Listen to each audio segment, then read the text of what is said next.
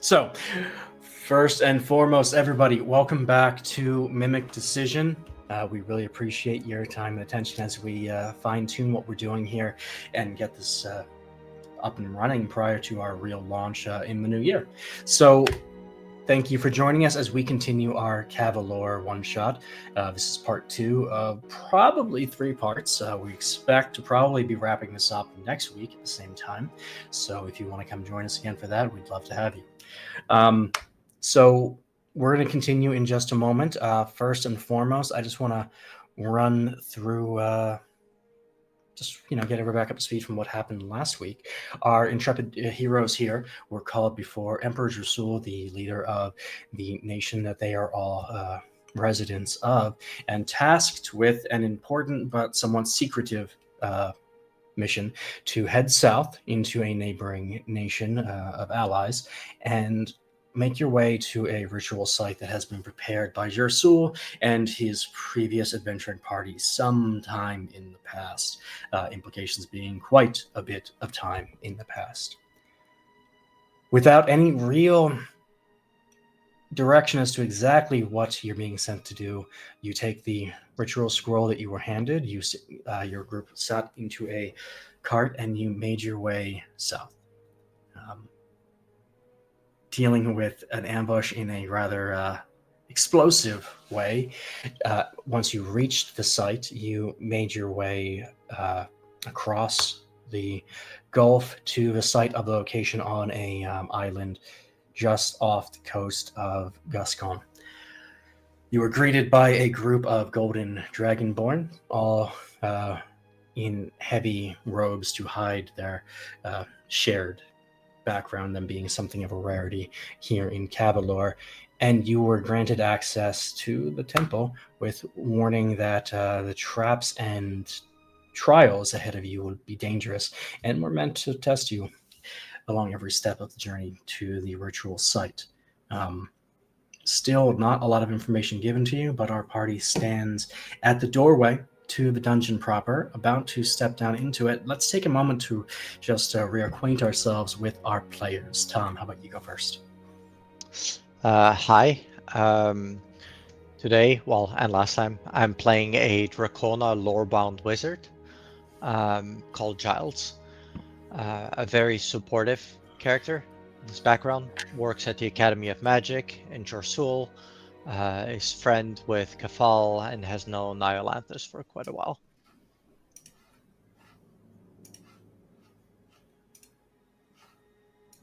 Great. How about Tim Khaval? Born to a prominent... No, I won't go through the whole thing. Playing Keffel, Tiberian. He's a human sorcerer. He's the vice dean of the university in Jorsul, very prestigious university, might add. And he is fluent in pretty much all things magics. Excellent. Let's take a step over to the more martial. Josh Harrell. First of all, I just want to apologize. I'm getting over a flu, so my voice is going to be rough.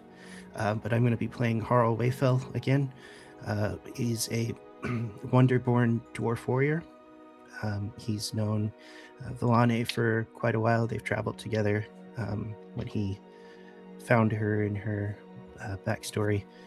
And he is, typical mining dwarf. He's strong from years of mining. He uses his warhammer accordingly.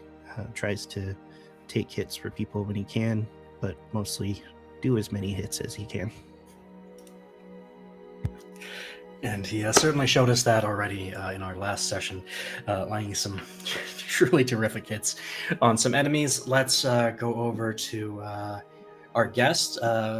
So just for those at home, our friend Todd was here when we played this one-shot originally, years ago, in its original form, set up for D&D 5e. He's back to play it with us in Daggerheart today, and he's here to play Iolanthus. Todd? Hi, I'm Todd. I'm playing Iolanthus, and he is a fairy clank warrior, Call of the Brave. Excellent. And last but certainly not least in any respect except for overall stature, we have Vilanhe, played by Aubrey. We got. Oh, that was weird. You said Aubrey. I am Wumba and Aubrey. I'm playing Vilane, a warlock clank. She's 18 inches tall, so almost as tall as I am. She's made of mostly glass. She's the collector and curator of the fanciest and probably creepiest museum in the whole place, and Harl is her best friend, next to Katal. Good old Katal. And that's a name that maybe we'll get some more information on as we play through.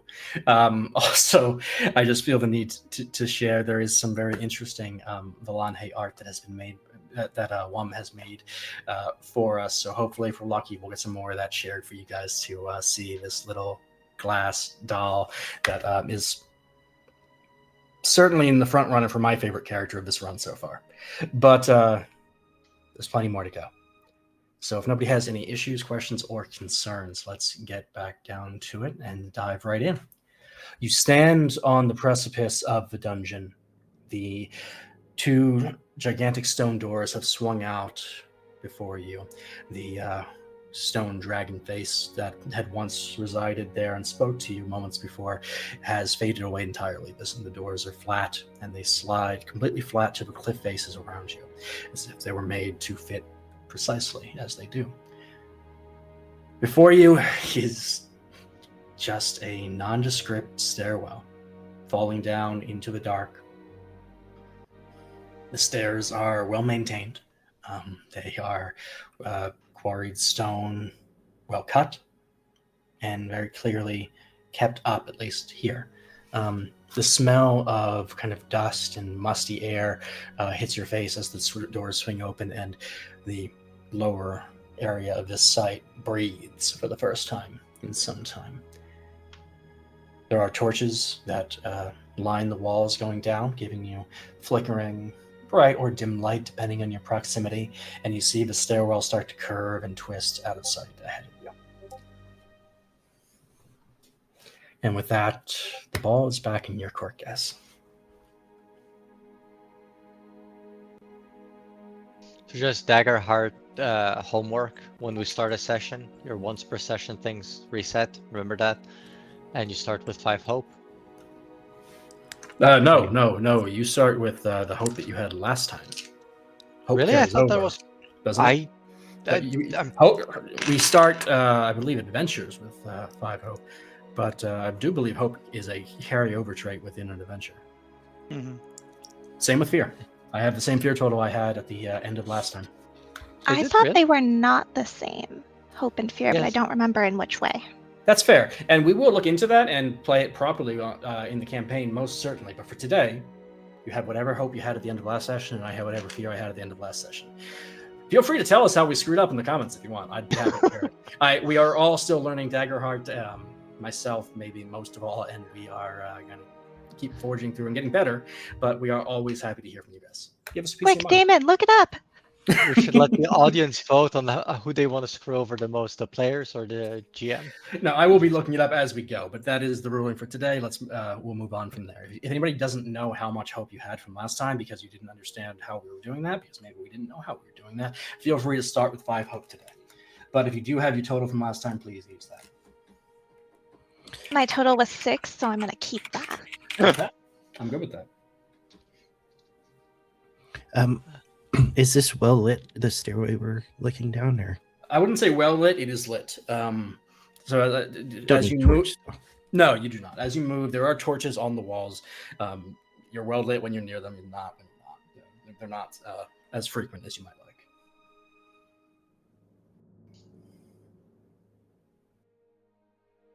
like. All right. Well, I'm going to use my experience working in the mines to go down the stairs into this hall. Yes. Hope does persist between game sessions, and you can't have more than 6. Interesting. I misread it. Good.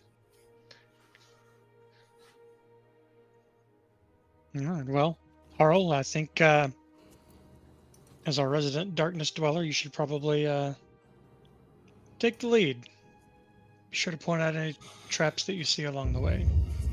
I'll do my best. And I move past everybody with Valanhe riding on my backpack like she does, and start walking down the stairway. If you will tell me your lies to collect, I will glow, and I could help light the way. Will it burn? No, it shouldn't burn. Well, then have at it, I guess. Well, I can't tell a lie. I have to collect the lies of others. For Catal. Valanhe, you're one of the tallest people I've ever known. And I glow. And she does. Valanhe's armor lights up a Actually, beacon of Mine truth. does too at that point. Oh, okay. So apparently we have two people who were very concerned about being able to suss out the truth here. And we've got two sets of armor. What's it called again? It's opal. Yeah. Yeah. Opal armor. Opal Opal armor. Mhm. Okay. And it does, in fact, glow when in the presence of a lie. Just so everybody at home is aware, these characters are level 8 in Daggerheart on a scale of 1 to 10. So they are quite powerful and their gear is commensurate. So, truth be told, I'm going to be surprised by their abilities as we go, I'm sure. So I hope you guys are too. Wamba and I discussed this last week. So Volane rides on Harl's backpack and uses his axe handle like a joystick, basically, telling me where to turn. Makes sense. Outsource the brain thinking. I like it.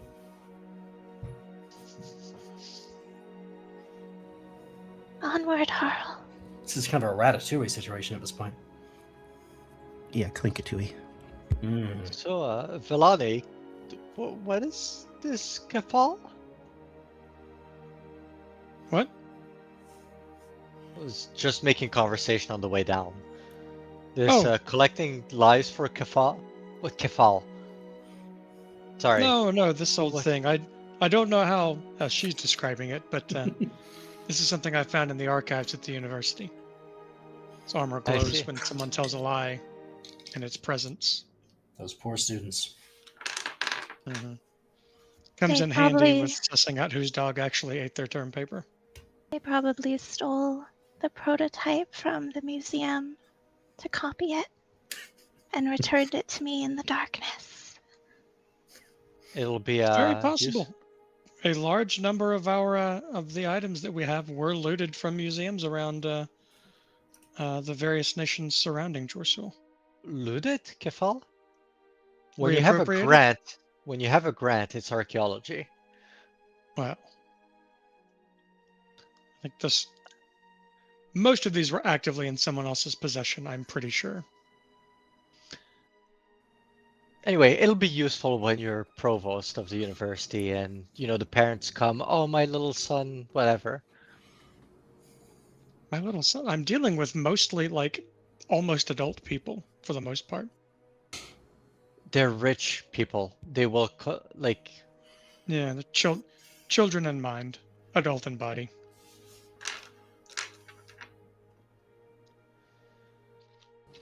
As it having this conversation, I'm just continuing walking whichever direction. Yeah, so as your group continues its conversation, you guys eventually do make your way down to a landing at the bottom of the stairs. As you've gone, you've probably kept moving for several minutes down this slowly spiraling staircase before coming down to a landing with two torches on either side, fully lighting this area at least. And you find yourself standing before another door. This one is in scale somewhat different than the one that you entered in. This one is only about 10 feet tall, maybe 8 feet across, cut down the center. Or at least it looks like it would be cut down the center. But much like the door on the outside, this one does house a face. An elegant elven woman's face rests on the door, her hair pulled back, her eyes a piercing green, the only piece of color in the carving. Watch you and you see her stone mouth kind of quirk up. But she makes no other motion, no action. You can tell this face is alive in a sense, or at least animated, much like the dragon face outside was. But this one is not making first contact.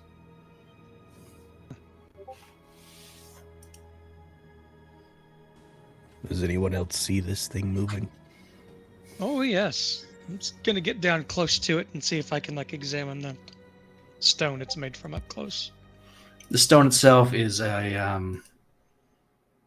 kind of a fine gray marble with black and white marbling running throughout it. But and that pattern does continue throughout the face. So crossing her cheek, up across her nose, over an eye, the marbling kind of swirls. But as you do get close, she kind of sniffs. Dear, you could at least buy me dinner before you try to get that close. Oh, I apologize. You've got me at a disadvantage here for sure. I'm just a face, but I have you at a disadvantage. Well, you are just a face. I thought you were just a door a second ago, though, so I do apologize for that. I suppose I am a door face. I suppose so. Guardian of a face door. Hello, my name is Talanessa. Who are you? What are you doing here? Hello, Talanessa. I am Keffel of the Jorsul Tiberiuses. Oh, of course you are. Yeah, Tiberians. A bit curious as to why you're speaking to us. Why? Do I not have the right to speak to you? You come down into my room and I speak to you. And you ask me how I'm speaking? Well, it's not a Your matter soul of... truly has fallen on hard times. Yes, he seems to have fallen on hard times. Anyway, hello. We'd like to get past you, please. Oh, just like to get past me? Well, yes. Nobody's spoken to me in years, and you just want to get past it. I mean, you can stay and talk. We can leave the doll with you. You can leave Yes. the doll with me? I want to Yes. study you for Catal. Oh, hello, dear. What is a Catal? I'm not... What? The Catal is the great one. The collector from beyond. I'm not sure that's accurate, but... Oh, I would like to hear more. Please, tell me. I could show you. Ooh. Could you now? Can I reach this door? Or Sure. this stone face? Where is it the entire Yeah, door? so the face is most of the door, so her chin stops maybe 6 inches off the ground. So yeah, you can at least reach her lower face with your little hands. You said you were 18 inches tall, right? Yes. I'm going to put my little hands on this face.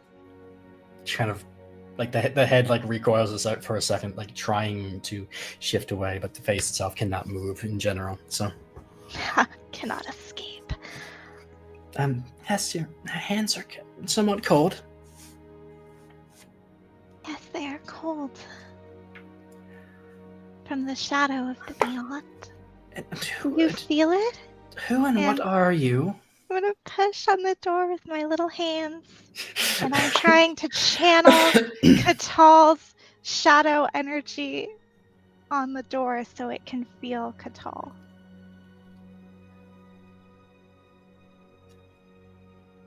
Oh my! That is, and as you do so, that kind of green glowing light that you are so used to when Catal reaches out to you, touches you, and when you use Catal to reach out to others, extends and glows from inside your hands, and the light shines from just inside the glass, refracting off the different facets of your fingers and arms up over the face, kind of giving it a relief of light from beneath, it's telling a scary story of just this pale green light. And as you do so, those green eyes of the face go very wide, and she's, oh my. I see. Do you see? How did you meet that, little one? Oh, would you like to meet Khaval? I think I would not, but I appreciate the offer. And the face looks a little shaken after her exposure to the power of Khatal.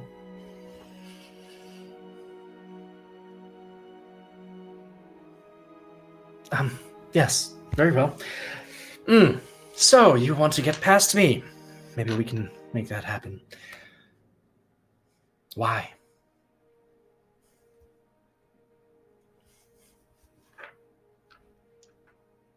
Well, hi. Jersul bade us to do a ritual in here. Oh, are you one of his?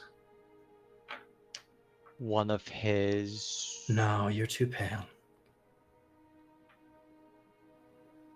He bade you, yes. I'm sorry, can you elaborate on the one of his?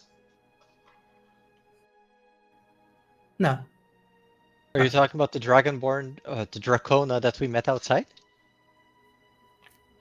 In a way. Are they still out there? That's good of them. Yes. I assume it's their great, etc. That's impressive. They seemed very isolated. They would have to be. I can't imagine I don't know how they haven't gone crazy. I know I have. Can we help you with that? I doubt it. Oh, we could take you with us. We I could think take you to the museum.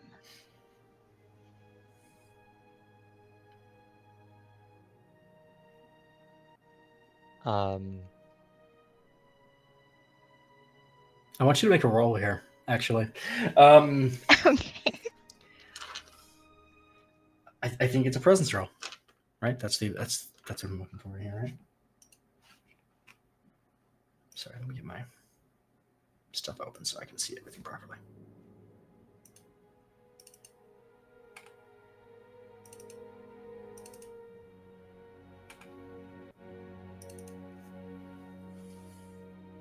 Indeed. Let's have a presence roll.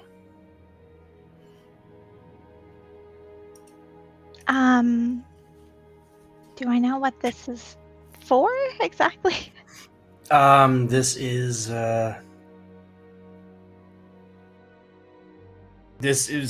to convince the face that it may want to come back to the museum. Okay. Could I add an experience to that? Oh, what do you have? The curator, as I am a curator of a museum. You know what? That's fair. I have also shown the store, some of Khatal's greatness. You have. That is not helping you. I'll tell you. Oh, it's not? I thought that was like the thing. Okay. No, that was something else, and you shook her a bit there. But this is something else. This is just her interest is piqued at the concept. So the question is just, do you have the presence to actually pitch it right? And I presume a curator might. So let's find out. For those at home, experiences in Daggerheart are much like proficiencies in D&D, but they're a lot broader and narrower at the same time. As opposed to putting points into a skill, and specifically, you draw on your character's backstory to kind of point out experiences that character has that are formative, that give you an edge in situations. And then by spending hope, you can use those experiences to fuel bonuses to your rolls when they come up. So in this case, Valanhe, a curator of a museum, is using that curator experience to kind of give her an edge in something directly related to her running up the Imperial Museum in Jerusalem. So that will give her a bonus of experiences naturally start at +2, and as you level up, you have the option to increase them. So what is our bonus here, Will? It is a +2. Okay, so why don't you make your roll and tell me what you got? The roll. Let's see. Total is 21 with fear, if that matters. With fear. Okay, interesting.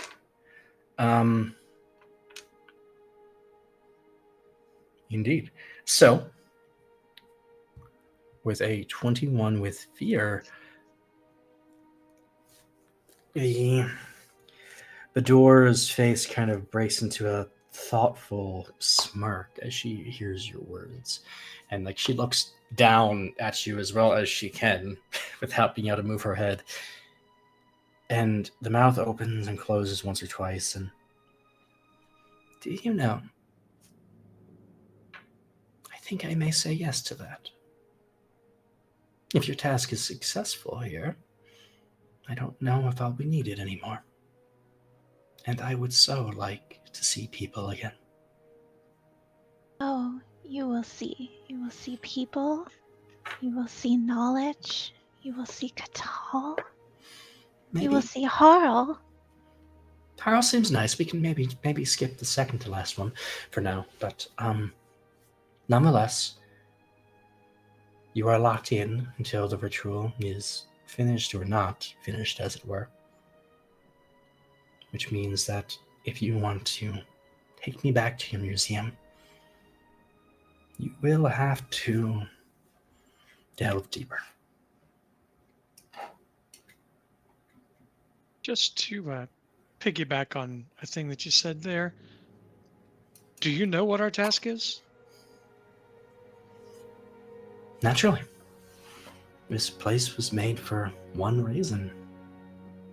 Excellent. If you could enlighten us as to what our task is. We were given a scroll, a scale, and what I think a gem. Any assistance you could provide would be appreciated. Yes, I can assist you. Would you assist us? But you'll have to earn it. Okay, sure. Well, Giles is all about earning things. I think this might work out pretty well. Well, it's for your entire group, so feel free to take your time. I know this may seem a little out of sorts given all that is going on, but trust me when I say that your soul had his reasons, even if somebody was there to tell him how dumb some of them were at the time. Was it true? 1 of 7 I may be, but how could you ever forget about me? The downfall of many men I've been. Rich and poor alike matters little to me. What matters is what I am to thee. What am I?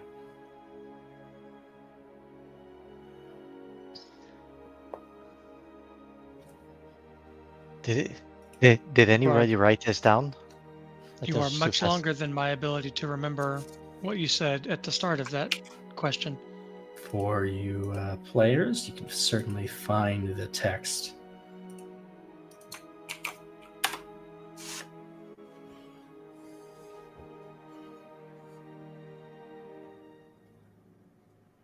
Okay, I will repeat it just so everybody can follow. 1 of 7 I may be. Do you want to do it?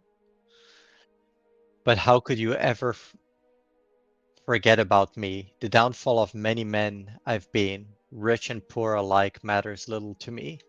What matters is what I am to thee.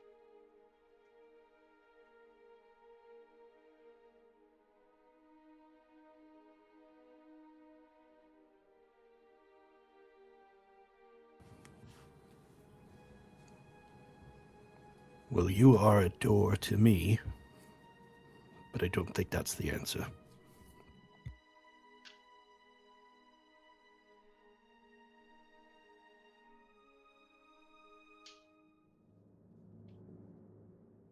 Hmm.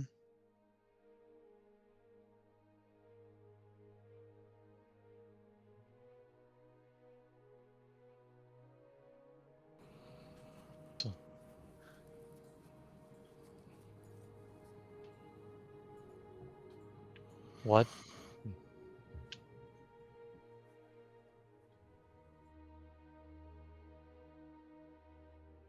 Maybe it's not a physical thing. Perhaps it's a action or a sense of self.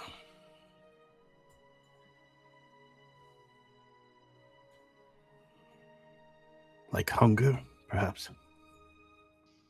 What are 7 things that have caused downfalls of men? I mean, if you want to really get into it, a lot of people die pretty much every day of the week, and there are 7 of those. There's the 7 deadly sins, but I don't know if they exist in this world. There's the 7 wonders, but I'm almost certain that they don't exist in Khavalor.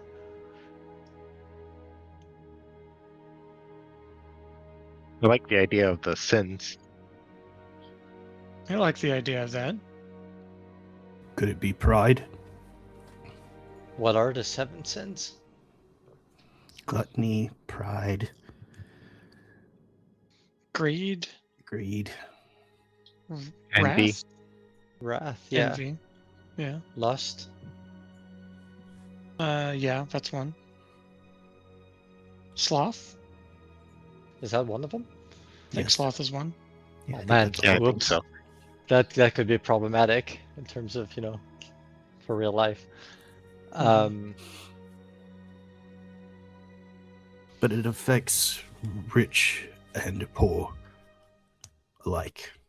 I mean, let's not pretend envy does not affect rich people also, right? True. Like most of the sins. Easily. If that's where we're going with this. Don't let me influence your minds. That's just my idea.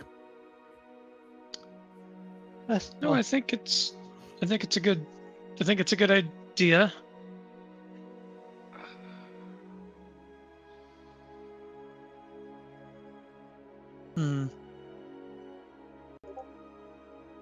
Also happy to take suggestions from the old Twitch peanut gallery if you guys are there. Yeah, of course. So the riddle has been put into Twitch chat, and times like these, I think our players are happy to take some input from you guys. Which I think Tom is getting some basic questioning up for you guys. If you guys want to chime in and help our players figure out the way forward. Okay. That's a reasonable first question. So we're asking for a pretty general concept here from the audience. So feel free to chime in, guys.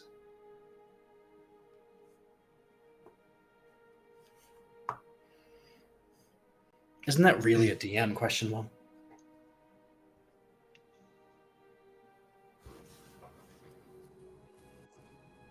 Okay.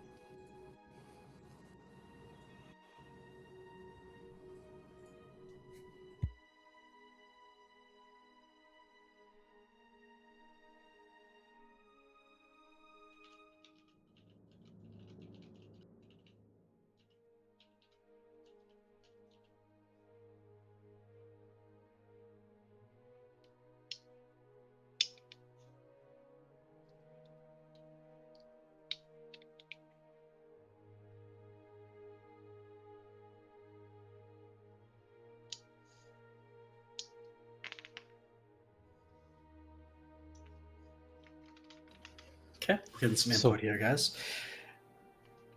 Feel free to interact directly if you want, players, and if not, we've gotten some response here. Take that as you will. No formal poll of this for this question. We had what? Lust, envy, wrath, pride, sloth. That's 5. It's pride, greed, wrath, envy, lust, gluttony, sloth. Gluttony. Okay.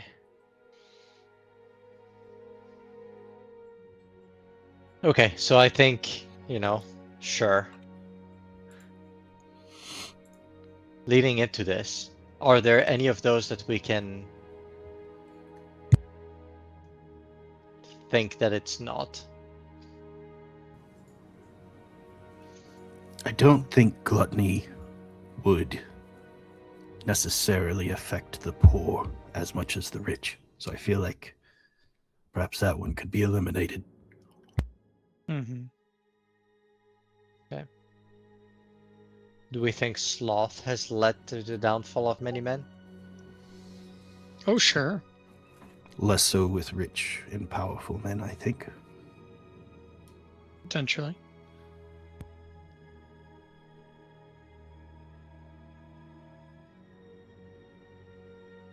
Pride, certainly. Mm-hmm. Pride was my first thought, but wrath is a good one as well.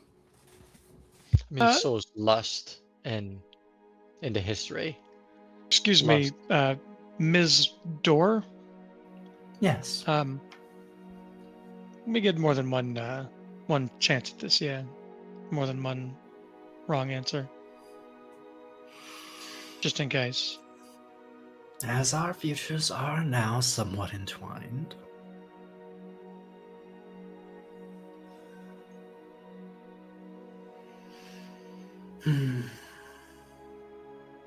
Why don't you try first and then we'll see. I have a thought. This Okay. was intended for powerful people to go through this gauntlet, correct? Designed for or by the Emperor? Sure. Yes. What would be the most deadly thing for a person in power? If we are going to stick to the 7 deadly sins, what would be the most dangerous trait for them to have? Wrath is necessary sometimes. I know that. Mhm. I'd say greed or envy. You know, leaning on historian background, I would say lust is the one that comes over and over in stories Oh, does as it? of It just downfall. keeps coming and coming and coming over and over again. I bet you Is that like what you're those saying? books, don't you? Khavalor, I swear. How old are you? How long have I known you? Long enough to know that you don't leave low-hanging fruit. You know what I mean. In a lot of the fables, stories. I think we can bring the Right. scene back, Tom. What was that? I think we can bring the scene back. I apologize. It's the wrong one.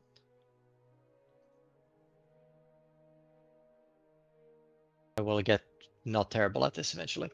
I would say pride or lust are the two ones that I think the most likely. A good leader must be able to listen to his advisors or other people wiser than him, and must know that he is not all wise and all powerful. Pride gets in the way of listening. And a good leader, an emperor, or a powerful person listens. Pride is my answer, but I'll leave it to the 2 smarter people than I am. Lust prevents people from listening to both themselves and advisors. What was that? I was too busy looking at that dwarf. Mm-hmm. I don't know. I think it's probably pride as well. I can see pride. Pride being the big one here.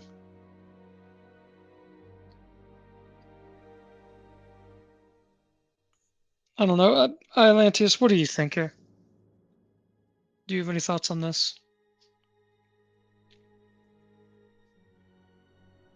I think pride is more forgettable than lust. So maybe pride makes more sense. Interesting. And I almost know what hesitate to ask, but Villani, do you have any thoughts here?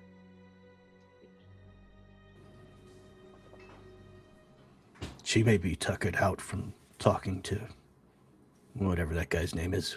I think Valana has actually I- died. Oh, sorry, never mind. I appreciate what Harl said of pride. As a follower must listen to the leader and not allow pride to get in the way, or confusion, misunderstanding. One must do as Katal asks.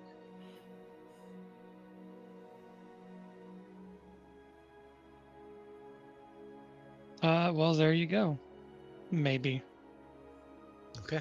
I know when I am But I outvoted. know of lust as well, Giles. You know of lust? I do. I see. And, well, you still think pride? I have wondered at envy. But perhaps pride. Pride could be a downfall.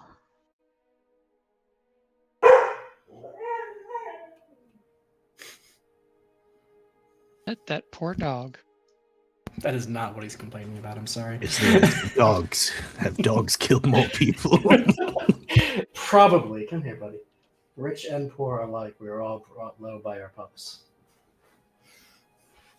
I know when I am outvoted. Let's go with pride. I'll do it in case there's consequences. Wait, Harl. And I will throw my little arms around him. In a hug. I reach down and pat your little glass back. What matters is what I am to thee. And I will pat him. I'm proud to be your friend. That's what pride leaves to me. Magic door Yes. is the answer. Pride. You must be rather proud of that one. And yes, it is. I am a little bit proud of that one. Pride. Something that every leader and every great person of any real note needs to do what they do. But all things in moderation. Yada yada yada. Trousseau had another 5 pages about this. If I'm being honest, and I don't feel like it. I suspect all of you know how to handle your pride at this point. Yes, Oh, fantastic. when is going to be your next chance to talk to a group of people again? Might as well get it all out now.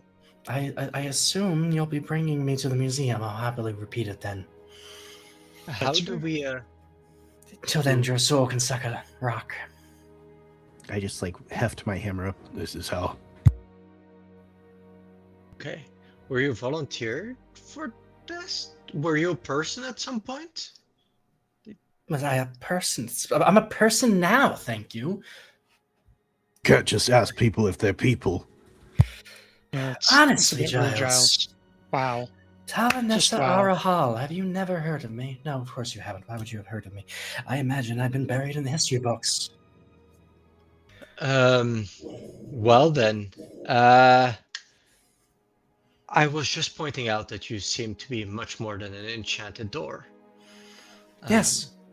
Is that common magic? Would I know this? Like a door that... No, probably Yeah. not. It's certainly not impossible to place an entity of some sort inside of an object. It's been done. You, as you know, a major researcher in the Empire would have, come across references to it, I suppose. But it's very uncommon, if not, somewhat unique, that a entity sealed in an object continues to exist, somewhat Right. freely, as this one does.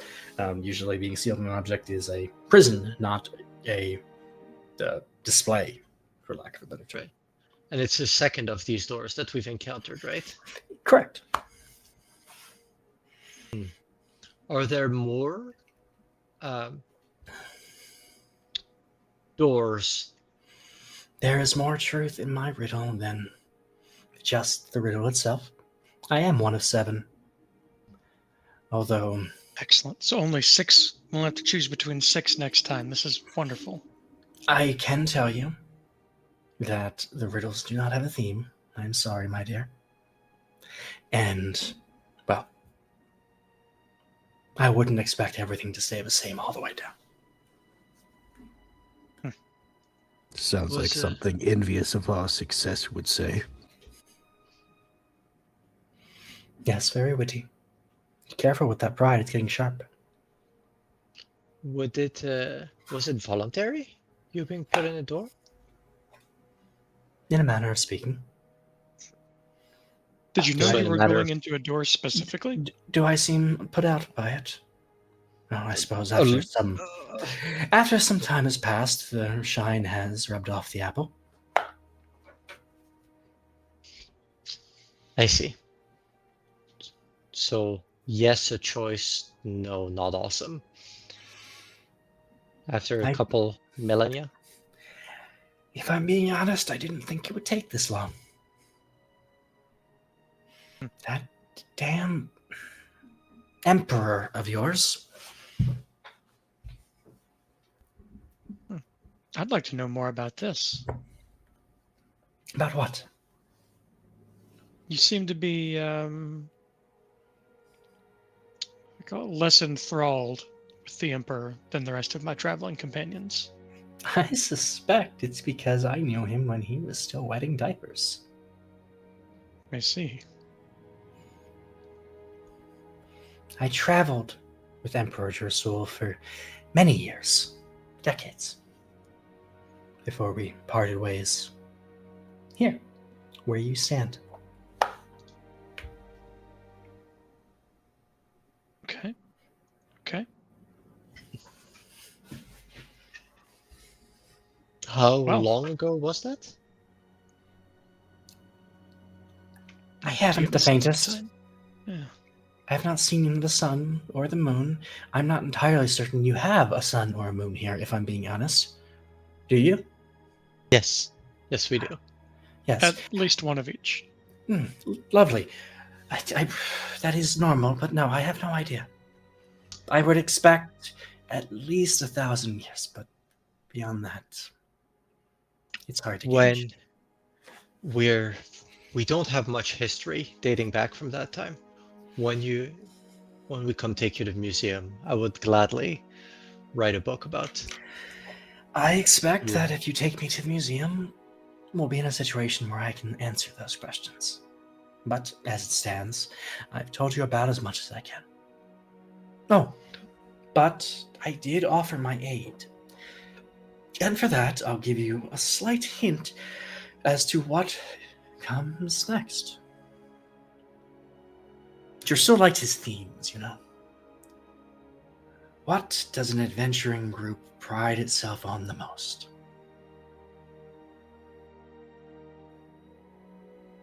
Good looks and undeniable charm.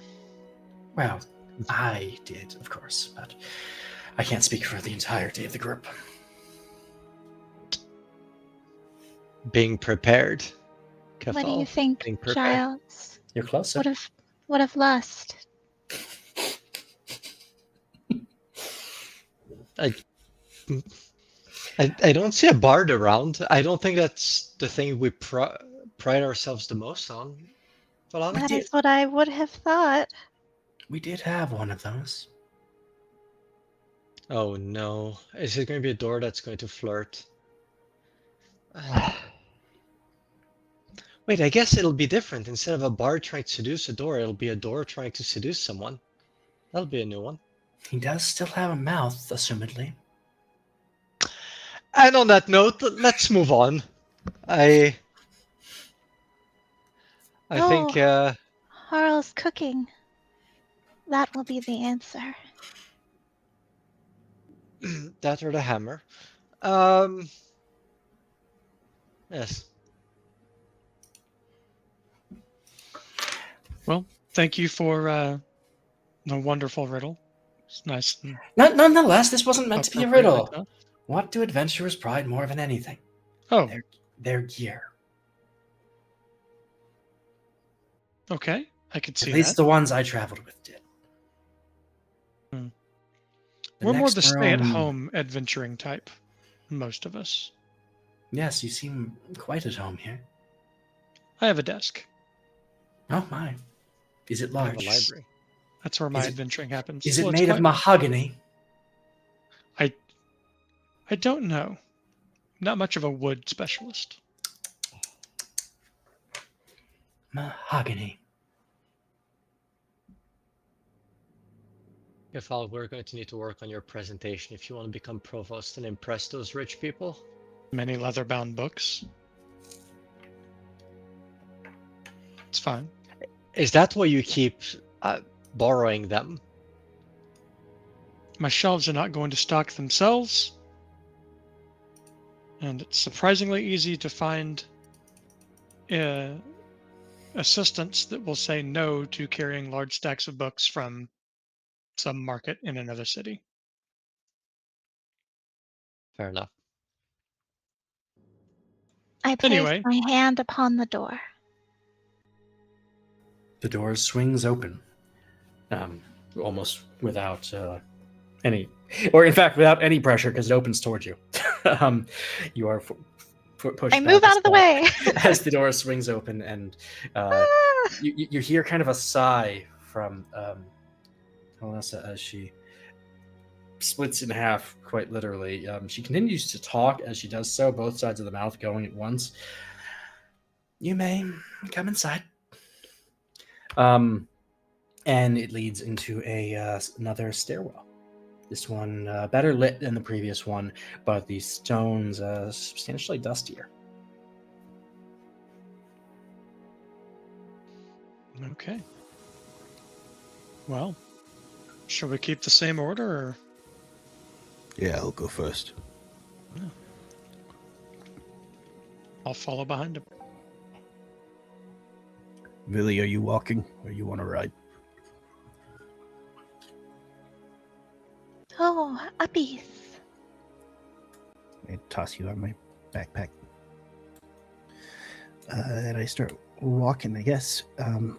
This is a dead end. I can't tell from the map if that's like a little gap in the wall.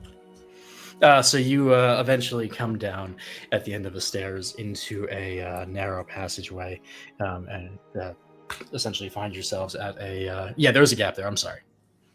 It's narrow, but none of you would have an issue fitting through it. And you find yourself kind of at a crossroad, a bit of collapsed wall to your left as you come in, and a longer path to the right. The walls are decorated in kind of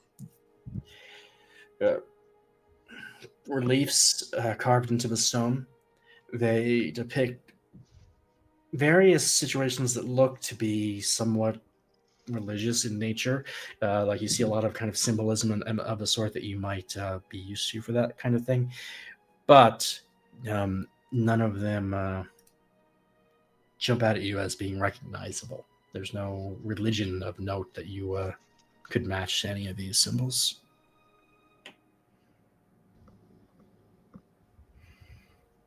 All right, left or right? Right is the bigger hallway. No one's squeezing to go to the right. I vote left. Everybody but Villani is squeezing to go left.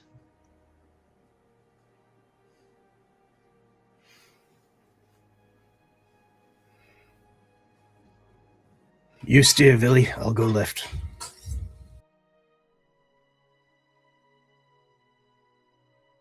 And I guess I squeeze through the gap. And you find yourself in another long hallway. It heads out down. You see it kind of cut off. I mean, you can see it. The map is accurate. The kind of plants breaking through the walls even. There are roots that are branching down, cutting in through the gaps in the stone. The place seems sturdy, but definitely weathered. I reach out and touch one of the roots with my boot just to see if it moves. It's unresponsive. It acts like a root should. Well, there's just more turns over here. I call back to everybody on the other side.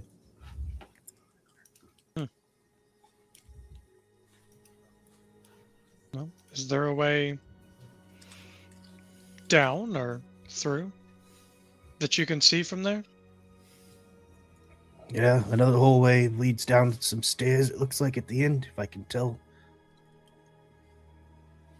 The big tree growing through the walls. Mm-hmm. And then this hallway on my left side just kind of curves immediately. I don't know where it goes. Well, we might as well pick a direction and walk until we can't anymore.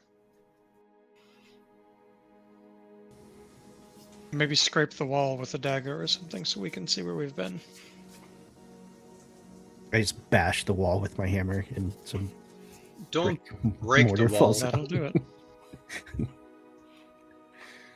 That'll do it. I cover my head with my little hands. Just casually takes a just chunk of stone out of the wall. Wall's fine, but As long as she doesn't start whirlwinding against the wall. But yeah, it wasn't like going to break the place down, just a little tonk to knock some shit off. I guess I'll just keep walking south. I guess this is south. I don't know. Down. yeah, assume a standard compass based on the map orientation. It's nice of them to lay these hallways out on a grid for us. So we could do that. I need to talk with these masons. They're perfectly lined.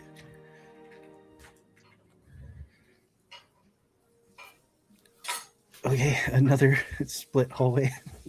Looks like there's a bunch of doors over here. Oh, here, let me try a thing. I'm going to cast Floating Eye Okay, what's that do? for one hope.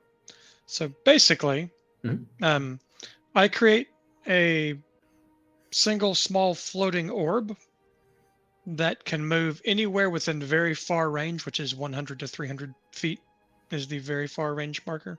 Okay. While the spell is active, I can see through the orb as though I'm looking out from its position. So I can transition between using my sight and the orb's sight freely. And if it takes damage or moves out of range, the spell ends. But for now, I can just kind of, I think, fairly easily send it down here to look through these rooms and see if there's anything of note. See if there's a way through or if it's just kind of a hallway. Mm-hmm. You know. So I'm going to be sending it. Oh, I guess I can see on that screen, but you can't. So I'm going to send it over here. Like this way. Yeah. To kind of see if there's anything of note, and if there's not, we'll send it on down this way. Yeah, it largely appears to be pretty mundane down here. This is a collection of like rooms where people would have lived. There are beds, cabinets, that sort of thing. But nothing really of value remains. It's really just the wooden. Okay. Anything else that existed once is long gone, broken down into dust. Okay. I will send it ahead and kind of note and tell everyone there's a set of stairs up ahead. The stairs lead up to nowhere down here. as the eye passes by. You see that they reach the ceiling and turn again as if to continue up, but they crumble to nothing, and it's unclear what they would have once led to. The path forward leads into beyond. It leads into what is the ruins of a library.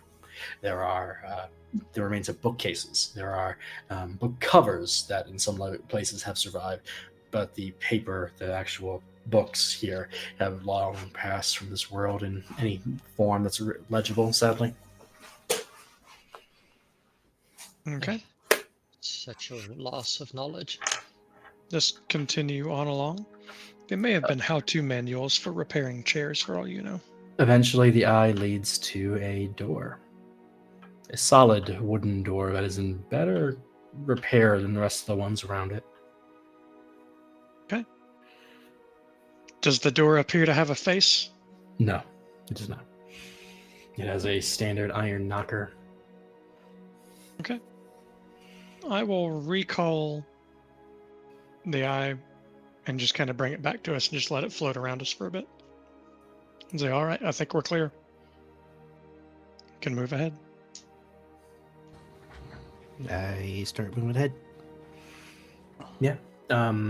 So essentially, there is nothing that is going to stop you between now and that door that Khavalor has found. But as you do approach, Harl, you're leading the way here. So let's make this a perception roll for you. Sorry, not a perception roll. An insight roll. Yes, thank you.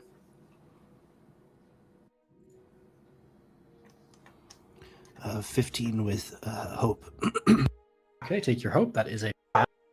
You are able to, as you approach the door and kind of listen and get a sense,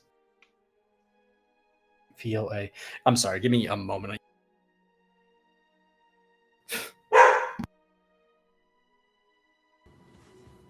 It's funny how water dropping in an empty cavern makes this sound so loud when you're underground. Just It is. bruh. Must be a It's, very large cavern up ahead. Mm-hmm.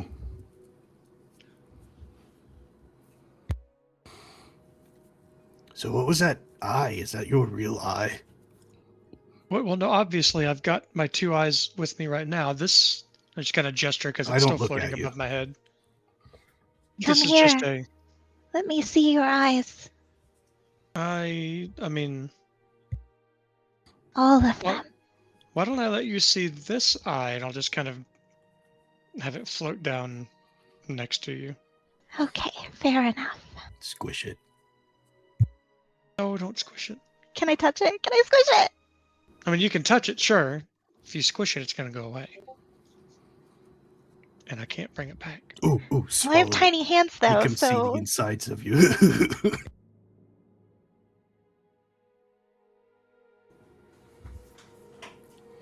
Apologies. I believe we may have lost Todd's microphone. Oh, is he trying to talk? All right, then, if that's the case, this is a little early, but this is a fine place for us to take our first break before we continue. Let me finish up at least what I was describing for Josh before I had to step away, which is that you do hear the sound through the door, almost not hearing, almost feeling the vibration of the sound of metal scraping against metal, and occasionally metal kind of sliding against stone as well. You have a sense that there's something Mechanical. yes, something that is at least largely metal on the other side of this door. And there, I think, is a fun place for us to take a quick break. I think we'll be back in about 10, guys, so thank you very much, and we'll...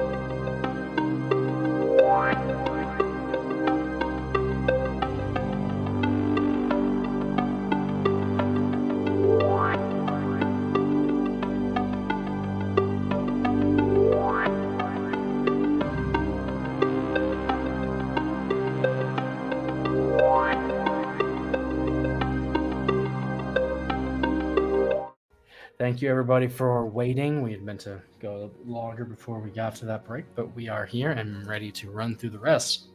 So, our party stopped right before a door in the newest level of the dungeon, through which Harl was able to detect the present sound vibration, something of a large kind of mechanical object, creature, structure, something. And that is where we left off. That is where we left off. Quiet for the whole break. Milane, you remember those big machines that pounded rocks in the quarry? That's what it kind of sounds like on the other side of this door. Something heavy, metal.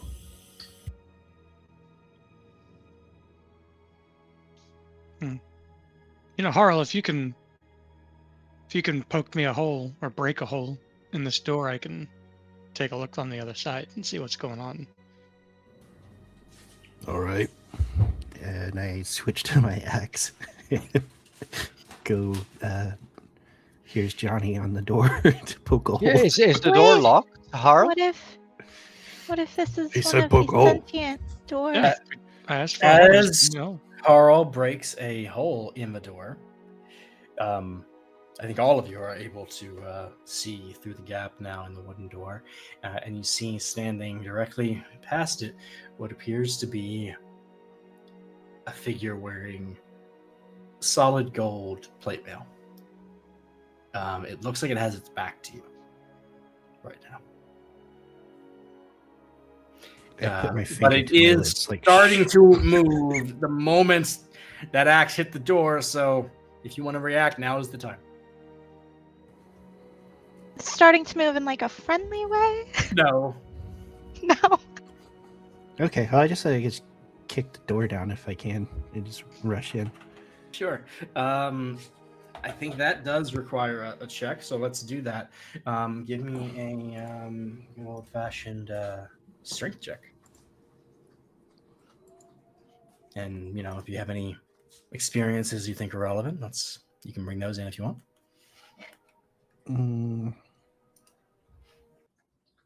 I don't Door think can't so. stop me. I can't read. Unless training with forged smiths counts, but I don't think so. That's a 19 with fear. A 19 with fear, okay. Got a pile of fear over here. I'm excited. But a 19, yeah, so you come in and you hit that door full force, barreling it forward into the armored creature. The door, and the force, and the you take it all over. The creature comes down on the ground with a clatter. The door lands on top of it with another kind of muted clatter, and then you come relatively unharmed on top, although you do feel that you kind of tweaked something in hitting that door. Take 1 point of direct damage. Just clarifying, that means market HP. Yes, correct. 1 direct HP.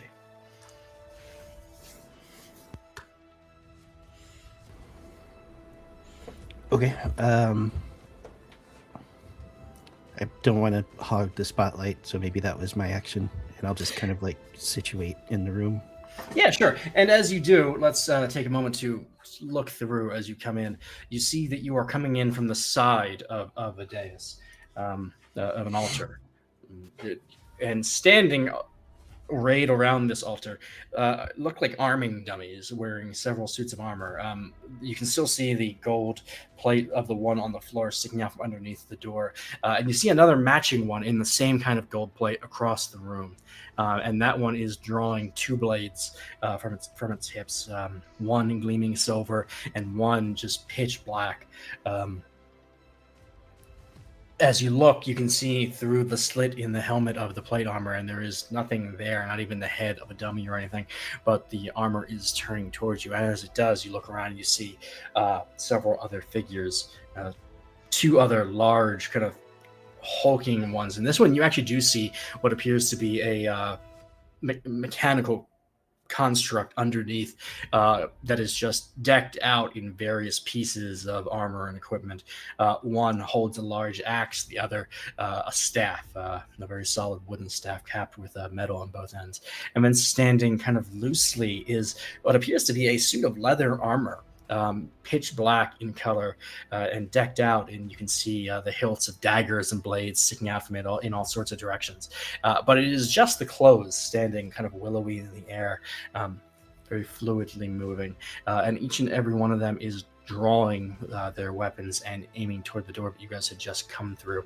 In addition to your left, as you come in, Harl, there is a set of what appear to be robes. Something you'd see on a caster probably, and those robes are with no hands, managing to hold some sort of pale wooden staff with a crystal on top. Oh, right. Sorry, I forgot to do this. Would help you. I was about to ask if you had things in the GM Okay. filter. Yes, indeed. So the floor, the room is set. The creature underneath Harl's door attack is on the ground. You did roll with fear, but I'm not going to take the spotlight because I already gave you your negative consequence for that. So we are now fully in combat. The spotlight is on the party. Who do what go? So we're like right up on it Yeah. because I was still like on him. Yes. You probably like tumbled off of Carl's back as he came down on top of the door. Okay, then I will siphon whatever this thing is in front of us. Okay. Okay. What is siphon again? That is my creepy black mist pull shadowy fingers. Soul sucking with smoke? Yeah. Okay. Yeah, so I'm just gonna like put just one hand this time, you know. Okay. We'll go easy on it. Let's see. That's hacking.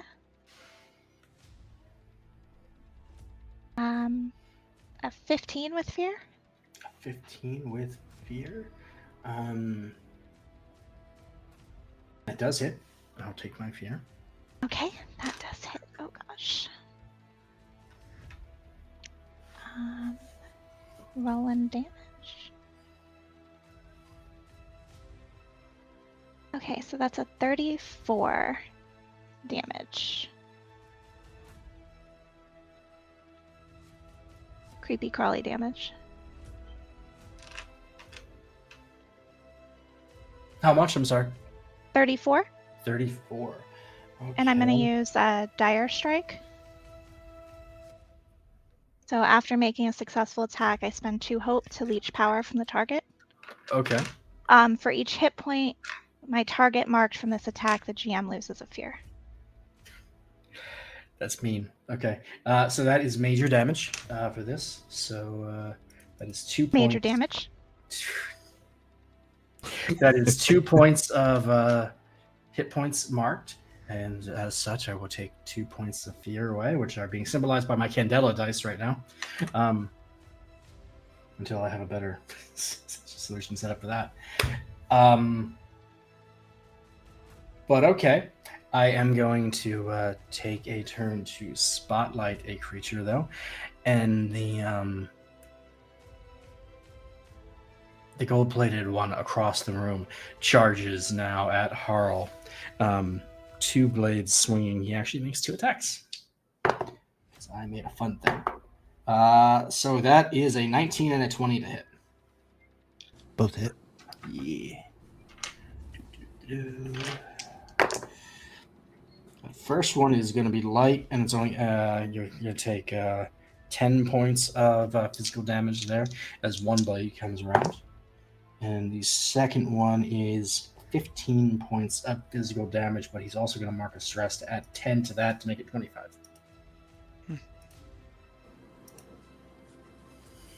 Okay, I'm going to mark an armor slot for the second attack to make it minor as well. Okay, so that's 2 minors then, I assume? Yep. Okay. All right, that's 2 points of damage done to Harl. Spotlight back to the party. Okay.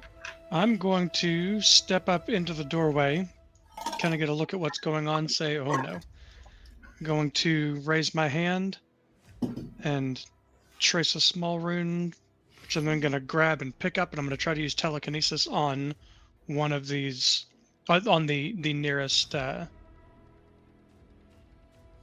armor suit. Okay. And what is that? A spellcast roll for you? It is a spellcast roll for me. Mhm. So that's going to be a... Come on, no whammies. 16 plus 5 is 21 with hope. Yeah, that will succeed. So what's the effect here? Well, I've picked that one up, and I can move it about at will. But the big Okay. thing I can do with it is throw it at another target. Okay. So I'm going to try and throw it at the robes that are holding the staff. Okay, which one did you pick up? I'm sorry. This nearest one. Okay, that's what I thought. Yeah. So so you're able to throw it at the one holding us. So how does that work? That's another spellcast roll. Okay. So I'm aiming to basically hit now. Mhm. And that's going to be less good. 14 plus 5 is 19 with hope. Yeah, that'll still hit. Oh, well, good. Wonderful. Okay. D12s. Which are the 12s? Oh, these are the 12s. This is going to be 5 D12s plus 4 damage. So that is... oh, jeez. Oh, jeez, brain. No, don't do this to me. It's 22. Oh man, oh geez. 22... 29, 31 plus 4 is 35. And I'm going to... I mean, I guess this technically works because it says so. I can use my manipulate magic sorcerer trait. Okay. So I spend a stress, I mark a stress, and I can Mhm. hit an additional target within range. Ooh. So I'm going to hit the spellcaster, and then I'm also going to hit the rogue. Okay. And I assume I don't have to roll for that because it just says you hit an additional target. Yeah, I guess so. So what's the damage? 30. Shit, I just had it. That was 31 plus 4 is 35 to each. Okay. So that is going to be. Oddly So enough, that- the person I threw takes no damage. That's what I was about to ask. I assumed as much. Somehow that works, you know. That Where is does 3. that person end up? I guess in this instance it would have hit. Over Yeah, there. it would have ended up by the second person it hit. Yep. Mhm. So that is 3 points of damage inflicted on the spellcasting type, Very nice. and 2 points to the roguey type. That wouldn't have triggered an opportunity attack from me, would it? Read your ability to me. It's when they attempt to leave close range. I'm gonna say no. Because it wasn't, his choice, I guess. Right. Yeah. Well, at least for the moment, we'll stick to the old D&D standard of willing movement for opportunity attacks. Okay. We can reassess that down the road if need be. Sorry, didn't mean to interrupt. Nope. Good question. All right. Yeah. So Kefal, that is it. Who's next? I can go. Sure. I will be very boring wizard. People who know me. Fireball. I am going to cast at the rogue. Okay. I'm going to mark a stress, which lets me use my proficiency an extra time. No, add my proficiency in addition to the spellcast modifier, I think. What? Sorry, I can read the text if you want. Yeah, I'd like to hear it. Yeah. So it's the codex touched thing. Okay. I can mark a stress to add my proficiency to the spellcast roll. It's when I have 4 more domain cards from the codex domain. I can do that. I don't know. Is that to the damage? No. That's to what the- I'm trying to figure out. Like, what does that mean? Add your proficiency to the roll. Because the spellcast roll seems to be like the actual roll to hit, I think. Yeah, that is Because what I have- the spellcast roll is. If that's correct. But like, Okay. your proficiency is what? Just like what is your proficiency at this point? I guess. 5 because I spent like a level to get Right. an extra proficiency, so I Okay. have So 5. yeah, so you're adding +5 to the spellcast roll. Yep. That's legit. So that's like +7 +5. Gotcha. Okay. That is 10 + 7 + 5, 22 with hope. Okay. Take your hope. That succeeds. Oh, I get a second hope, or I can clear a stress from my strange patterns duality because I rolled a 6. Okay. That's like the divination wizardy like feature. Yeah, I'm going to it's just more like the game of life feature, but yes, I yeah, follow. like I choose a number at every long rest, and if one of the die hits that, Correct. Yeah. I don't know about the game of life. Sorry, I haven't played it. In the game of life, you can invest in the stock market, which means you buy stock in a number, and when that number rolls, you get paid. That's all. I see. Okay, so now all the targets do a reaction roll 13, and then I need to find. Roll 13. Okay. Then I need to find some d20s. Well, I guess the d100s will help. Wait, no, they won't. Those are d10s. Fuck. Good Okay, lord. we'll roll online real quick. Good lord. One of them so far has saved for, reflex or whatever we're calling it. 2 of them, okay. All right, the 2 armored ones save. The rest do not. So all 3 here, and the spellcaster fail. Oh, the range is not nearly that big. Oh, It's really? like How it'll big be is it? like the 4 in the back. It's like very close. Oh, okay. So Yeah, so it'd be then, like I'm aiming for then the the 3 in flank. the 3 in the front fail, and the one in the back saves. Right. Yeah. Sorry, it's very different than the D&D one where it's just like here's a bit, the whole room is covered. But it's infinite cast, so. Oh, also, sorry, this guy should be here. But regardless, let's roll 44. 4d4. Okay. 44, like 4/4, not. Oh, okay. 44 damage to those 3. No damage on the reflex, or half damage on saving. okay. Give me a sec. That is still major. Oh, that guy was in the front. I see. Maybe I should have tried to aim for the front. Anyway, it's fine. It's fine. Yeah, that was my mistake. Yeah. So you hit what you Yeah. hit. So the bulky boys take 2 points of damage each, and the rogue as well. Has surprisingly high thresholds. Yeah. Cool. So that's done. So the ball of fire comes in, poofs in the back, and does a nice chunk to the people standing here. And I'm going to kind of get out of the way so Iolanthus can, come from behind and.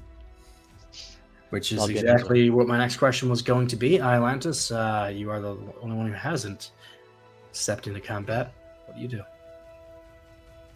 Okay. I'm just gonna charge the one right in front of like I'll kind of squeeze by and attack the one that's closest to us. Okay.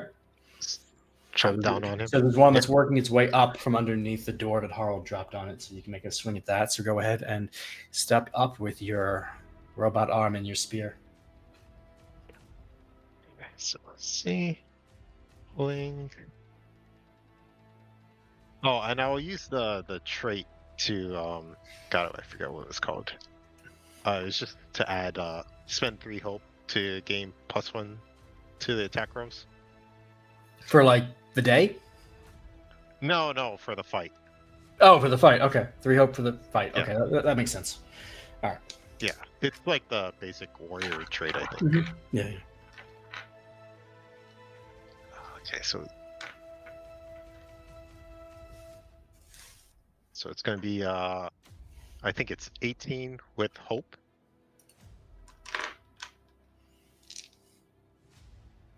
$18 with hope. Okay. 18 is a hit. Hope means you gain a hope. Why don't you roll ahead and roll your damage?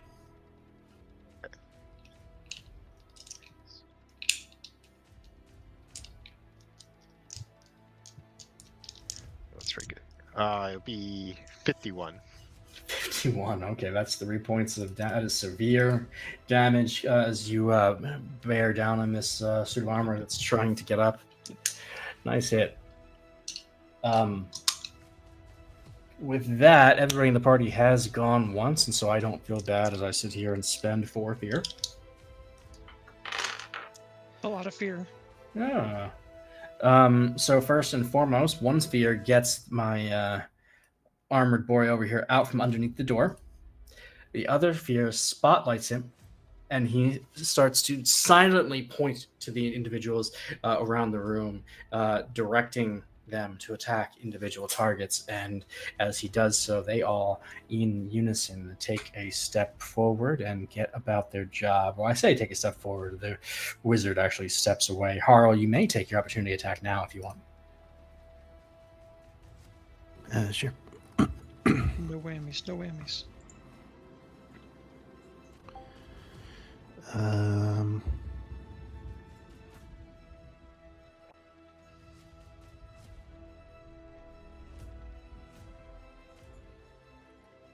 Oh, weird. Hang on, sorry.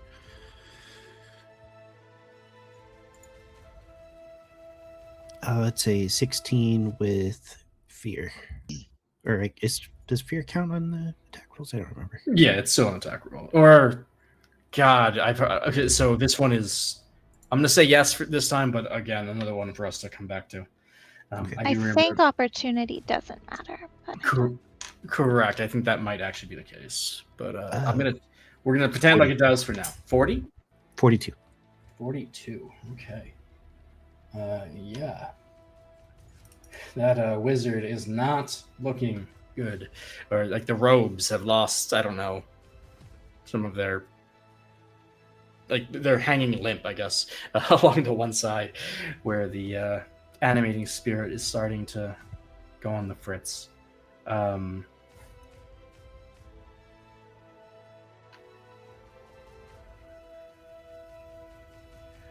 That so with that roll with fear,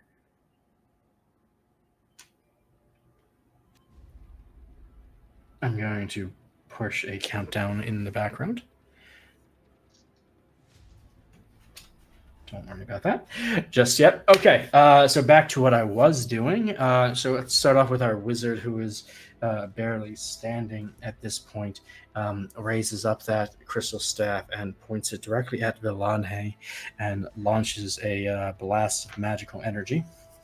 That is a 13 to hit.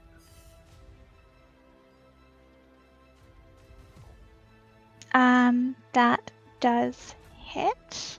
Okay. I'm gonna use Draining Invocation in response. All right, and what does that do? They spend a favor, and they have to roll with a d12 instead of a d20, and they must mark a stress.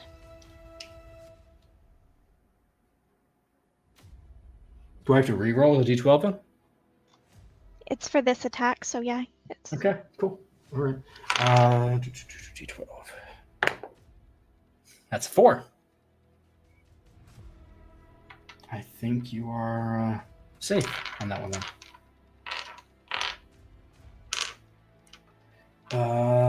Then let us move on. The shot seems to be on point, but at the last second just goes completely awry, refracting in the air around Villanhe. The rogue also seemingly kind of cluster at the door as taking a step back, sheathed the rapier that was floating in its quote-unquote hand, and now seems to be holding a hand crossbow and it's pointing back into the group. And it's going to take a shot at Keffel.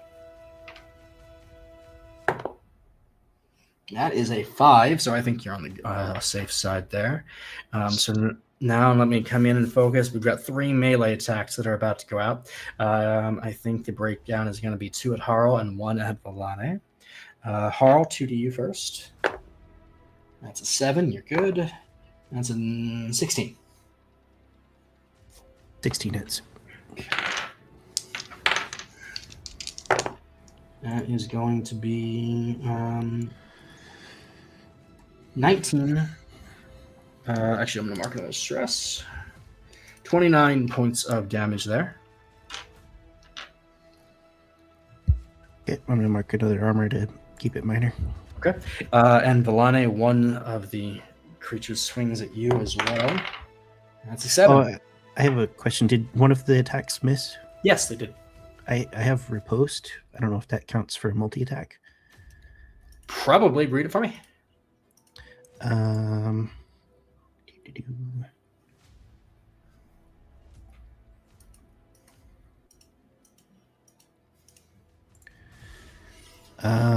An attack made against you from within melee range fails. Mark a stress and seize the opportunity to deal weapon damage of your active weapons to the attacker. Yeah, do it. It doesn't say do an attack roll, so I guess just mark the stress and it works. Yeah, it sounds like it to me. I think that's fine. The riposte is taking advantage of an opportunity. You're not aiming, you're reacting. Okay. 44. 44 again. And this is on right. So that is severe damage. Well done. Like roll my shoulder for the first attack and then swing up with my axe for the opportunity. Nice. All right. So that's every enemy that was spotlighted by the leader. So I have 2 fear floating. First, fear is going to power the wizard who is going to cast a wider spell that is going to require agility reactions from the entire group. Oh no.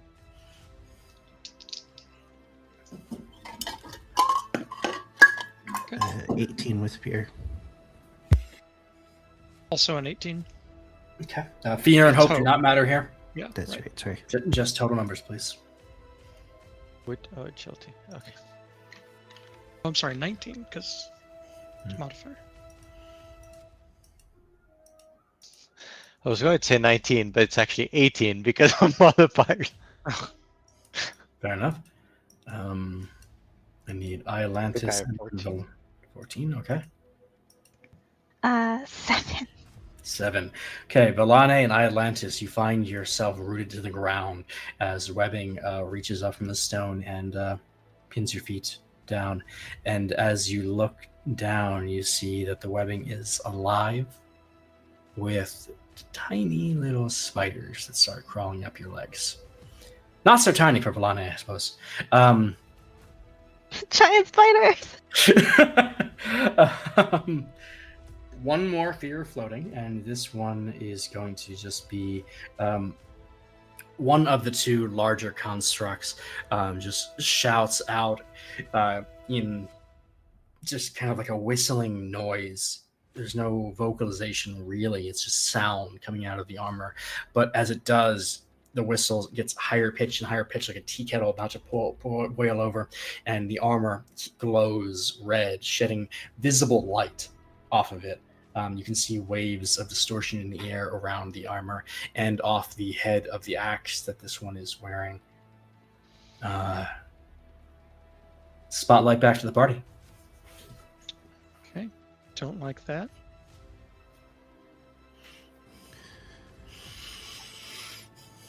I think I'm going to get my ballerina shoes on and do a spin to win. Whirlwind attack, since there are 3 guys around me. 4. Oh, I can't see the 4th.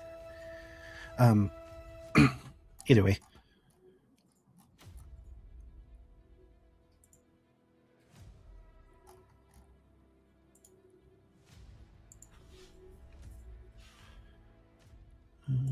Rolling.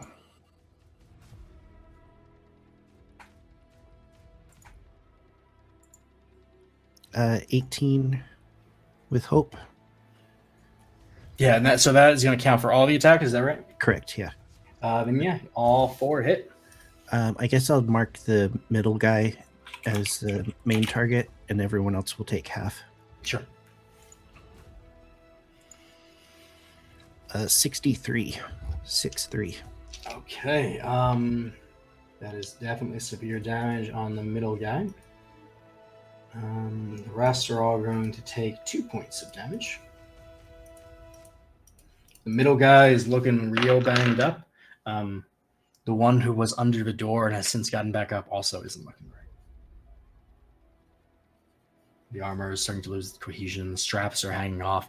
You can see gaps where there's nothing underneath in places. Okay.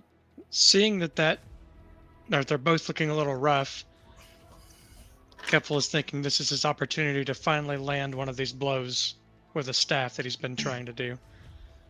So he's going to rear back and just try and really just bonk one of these constructs on the head. I'm going to go for the this guy up here. Okay. So this is plus 5, 10, 12, 17 plus, or 17 with hope. 17 with hope. Okay, that hits. Nice.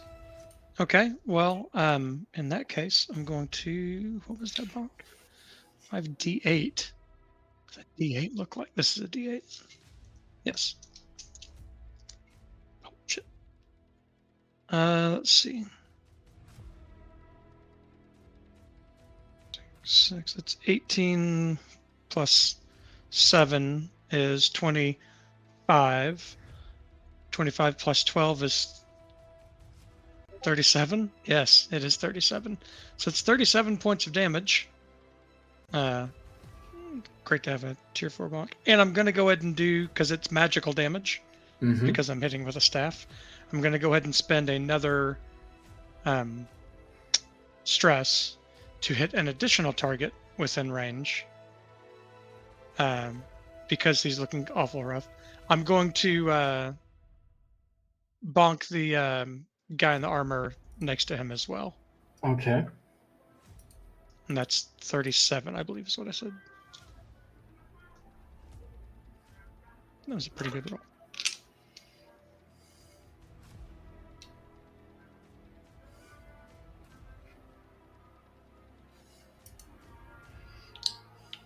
What was the roll, sir? Sorry? What was the roll? Oh, it was 37 damage to...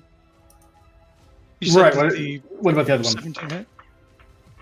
Oh, I Or- think it just takes the same, right? If Oh, I'm right. doing additionally? Yes, I'm sorry. That's correct. Yeah. So that one and that one. Okay.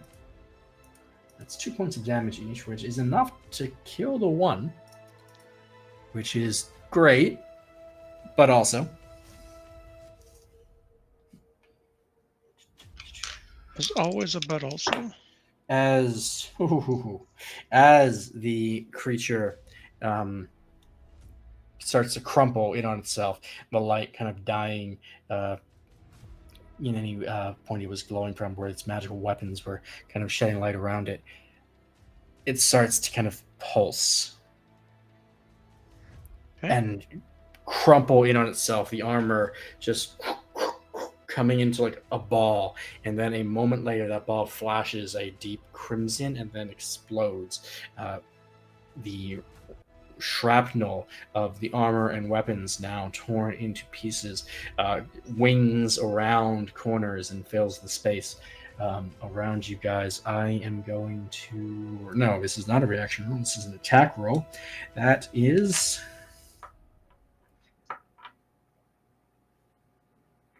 It's a 21 to hit.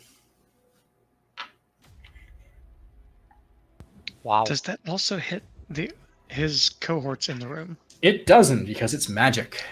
That's fair. I'm around the corner. Does that hit me also? Yes, because ricochets are a thing. And magic. Alright. So you said 21. It was a 21 to hit, yep. That is 14 points of damage to, I think, everybody. Okay.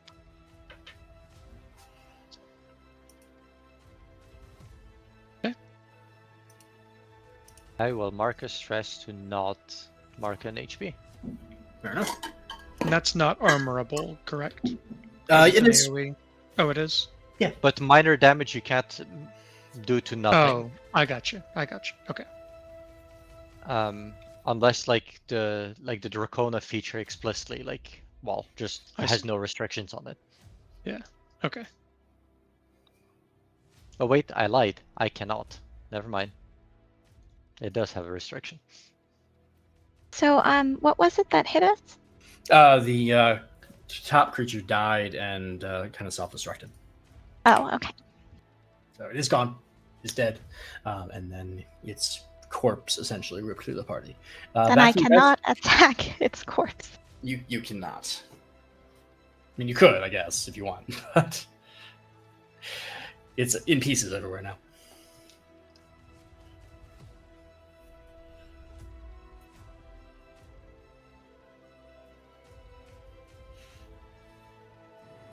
How do health potions work in Daggerheart? Like, is it an action?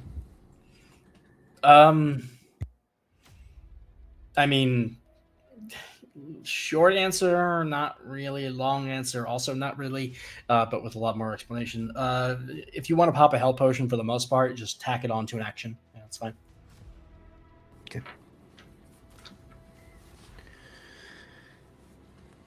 Well, everybody's being quiet, so I guess I'll attack again.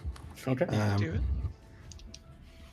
it. First, I'm gonna rip the cork off this health potion because I'm not doing too good, and take that.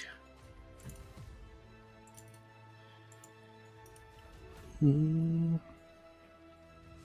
it doesn't seem possible. How do I roll a 0 on a d4? Skill. With a negative modifier, maybe? Not for a regular dice roll. I think No. Dimiplane is. Hang on, let me pull out a real d4. Yeah, I'm just rolling analog today. That sounds like fun. Like you do that by dropping it off the table, I think is how you roll a zero. And then I stepping guess on it. duality Like, goes to Dimiplane is really realistic that way.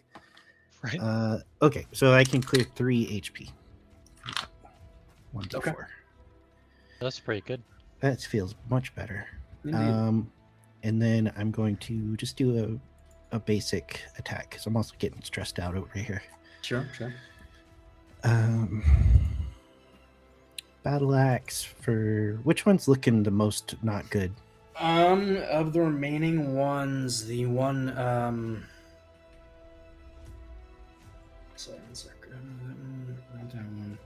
the top one of the 3 in front of you is the worst of the Okay, so like where that red dot is.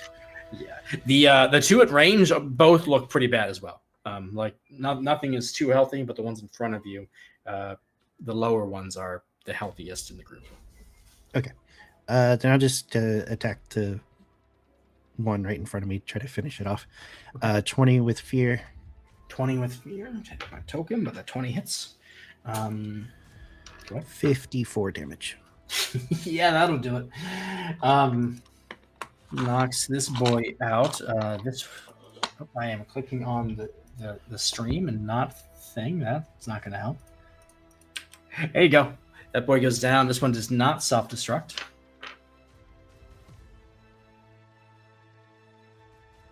Okay. Are you done, Josh? Yeah, go ahead. I'm going to peek back around and I'm going to fireball that sorceress in the back. Sorcerer close. So it'll just hit her, right? Or it. Yeah. It's Mhm. just I don't like a caster being far away from anybody else in free casting. Respect.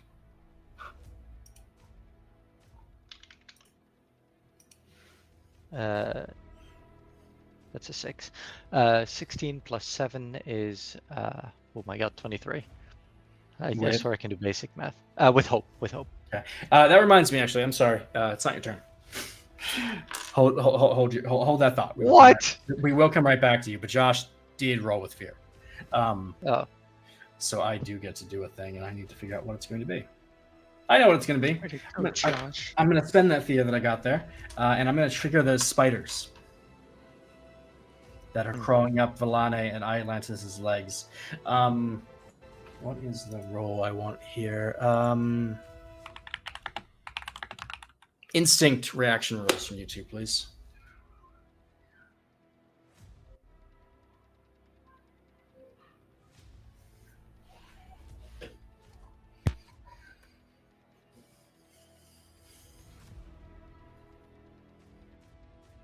Uh, 17 for me. Okay. at 10. Okay, so 1 fail and 1 success. Cool. Remember this.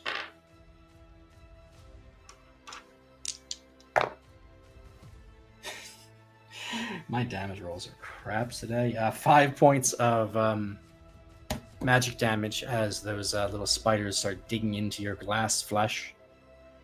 Iolantis, you look down and realize they're fake, and you're good. They disappear. Called it. Tom, back to you. Can I use the same roll for the fireball? Yeah, what was it? I'm sorry. It 21 was or something? 23 With hope? actually. Okay. With Yeah, hope, yeah. Certainly hits. Go ahead and roll damage. It's just I had a dice roller up for like the big rolls. Damn it. Give me 1 sec, sorry. Oh, you mean you don't want to sit there and count the dice individually and struggle through it in front of everybody? No, I do not. Oh, okay. Where's the solidarity in this group? Okay, 59. Still, it's above average this time. 59. That'll so the Wait, fireball- what? Let me check that I'm not just lying to you. Yeah, it's 5d20. Okay. Oh, plus Yeah. 5. 64. Sorry, but yeah. The fireball rips over the heads of the group, slipping underneath the arm of the rogue and hitting dead center in the chest of the caster robes sitting back there, and just the fire engulfs everything, burning it to shreds. You see pouches and components and a spell book fall from inside a pouch, falling to the ground, just burning to cinders before your eyes. Nose with hope, right? Yep. You see the caster in one last ditch fling the staff forward, crystal aimed right at your face, and as the light powers up in that crystal, as you see magical energy focus in from 4 different directions and then become a crimson dot at the end of the staff, it begins to launch from the staff directly towards you, and in transit, the fire burns up what remains of the construct and the staff, and the dot just disappears, and you feel kind of a warm wish of air go past your face as it crosses by. Sorcerer is very out of play. So I really like this. Just to make sure, did you roll the reaction to try to save the fireball damage? Yes, I did. Okay. That was cool speech. Cool description. Who's next? Oh, I'm hiding again. Sorry. I'm going to be a good little wizard boy. Naturally. I'll step up and attack the one straight ahead of me. Okay, great. Okay.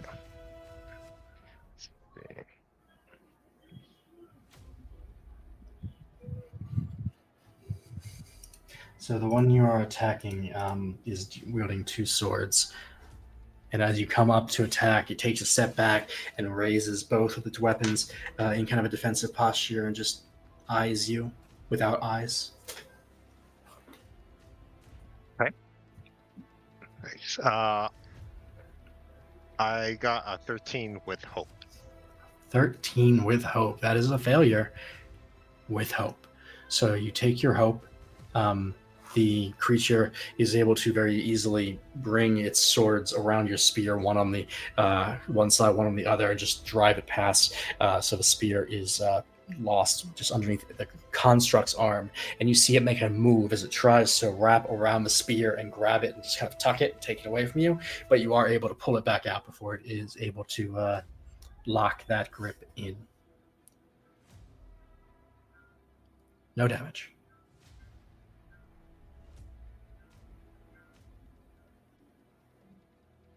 Who's next? I will put a hand on Harl. Okay. And a hand in the air for Katal is somewhere in the great beyond. And I'll say, Katal, help me protect him with the sight. And that's my patron's boon. I'm going to spend 3 hope to gain 1d4 favor, so I will roll that in a second. Okay. And then I want to swap out a domain card. Okay, cool. I'm going to move Wall of Hunger to the vault and grab Share the Burden instead. Can I use that on this turn, or should I wait for another spotlight to do that? Sorry, use the favor? Use the card that I swapped. Oh, right. Or do you want me to wait? What is it? Once per rest, I can take on the stress from a willing creature within melee range. The target describes what intimate knowledge or emotions telepathically leak from their mind in this moment, and I can transfer any number of their marked stress to me, and then I gain a hope for each stress transferred. I don't know what the right answer is, but the correct answer for me right now is yes, you can do that now. Okay. Otherwise, yeah, I would just wait until next turn. Yeah, no, I think this is good. So how much stress does Harl have? I guess I have to know that. 4. You have 4. I will take all of your stress. So I think this means Harl needs to tell Villane about his stress. Yes. He tells me intimate knowledge or emotions that leak out. This is a telepathic conversation. You only Villane is able to hear this. Okay. I'm feeling like I'm having a hard time protecting you, but I know I have to take the hits.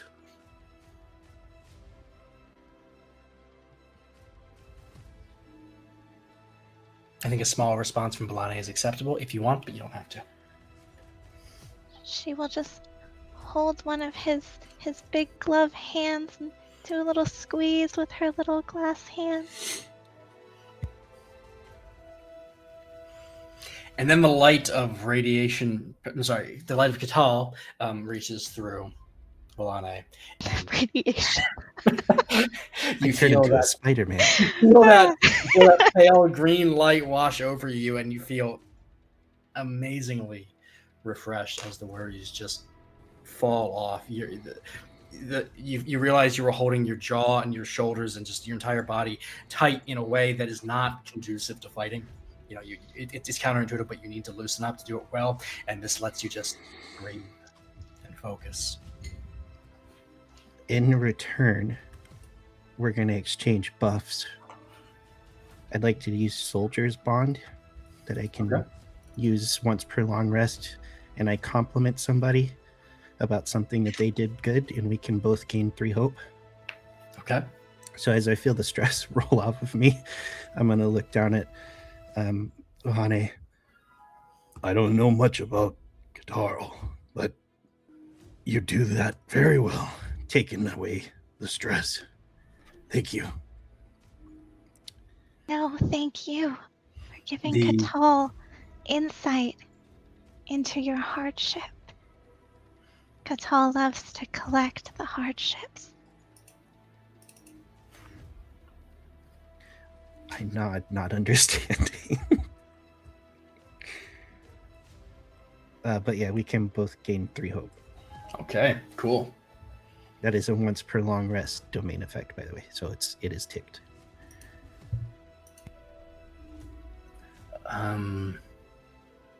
Spotlight's still with the party. Who's up? Well, since it worked last time, I'm going to try to bonk somebody again. El Kabong, let's do it. I'm going to step in here to kind of where the... Actually, I'll step in right here, behind this golden fella. Okay, so, yep. And I will make a bonk attack. Which is... Oh, no. That's just 15 with fear. 15 with fear. That does hit. Oh, no way. All right. Well, wonderful. In that case, I get the 5d8s. Okay, so 14, 18, 23, 24, plus 12 is 36. I'm going to do the stress, and I'm going to bonk the rogue while I'm at it. So 36 damage to the guy, the golden fella, and then to the rogue fella. So, like, you just tee off with this thing as you hit the golden armored knight, and the hit is so solid, and you've got the momentum, and you just take it and pivot back on the rebound, swinging as you step into hitting the rogue. And the rogue you take right in the chest. And the leather armor was already standing slack, barely kind of keeping upright, and you take it with the staff, and it just turns into leather armor. It goes limp along the staff, and you just kind of fling it across the room. The rapier and the hand crossbow and like 7 dozen daggers just kind of fall out of it, clattering to the ground, leaving a stream of collected roguey bits along the way to where the armor stands. As you watch, every one of those daggers, armors, blades, and leather armor all turn into just a pile of dust and ash along the path, a moment after the animating spirit is gone from it. Then the leather armor balls up and explodes. It does not. Yeah. Oh, good. That's all I had for that action. Excellent. Who is up next? I did roll with fear, though. Oh, you did. Just You're to right. remind Well, you. who is up next? I'm up next. Yes. So the construct is still glowing red with heat, and holding that sweltering axe, decides to kind of do a pirouette and a swing, and just comes full force, both hands trying to bring that axe down on top of Balane, on top of Harl. Or next to Harl, whatever your current situation is there. That is a 12 to hit. That does not hit. Okay. So you feel the heat of it. And like the glass that makes up your body feels like it's almost bubbling for a second as the heat passes by. It's gone. It doesn't visually change at all. And like it's gone as quickly as it comes, but the swing of that axe felt dangerous. Yeah, back to you guys. Who's up?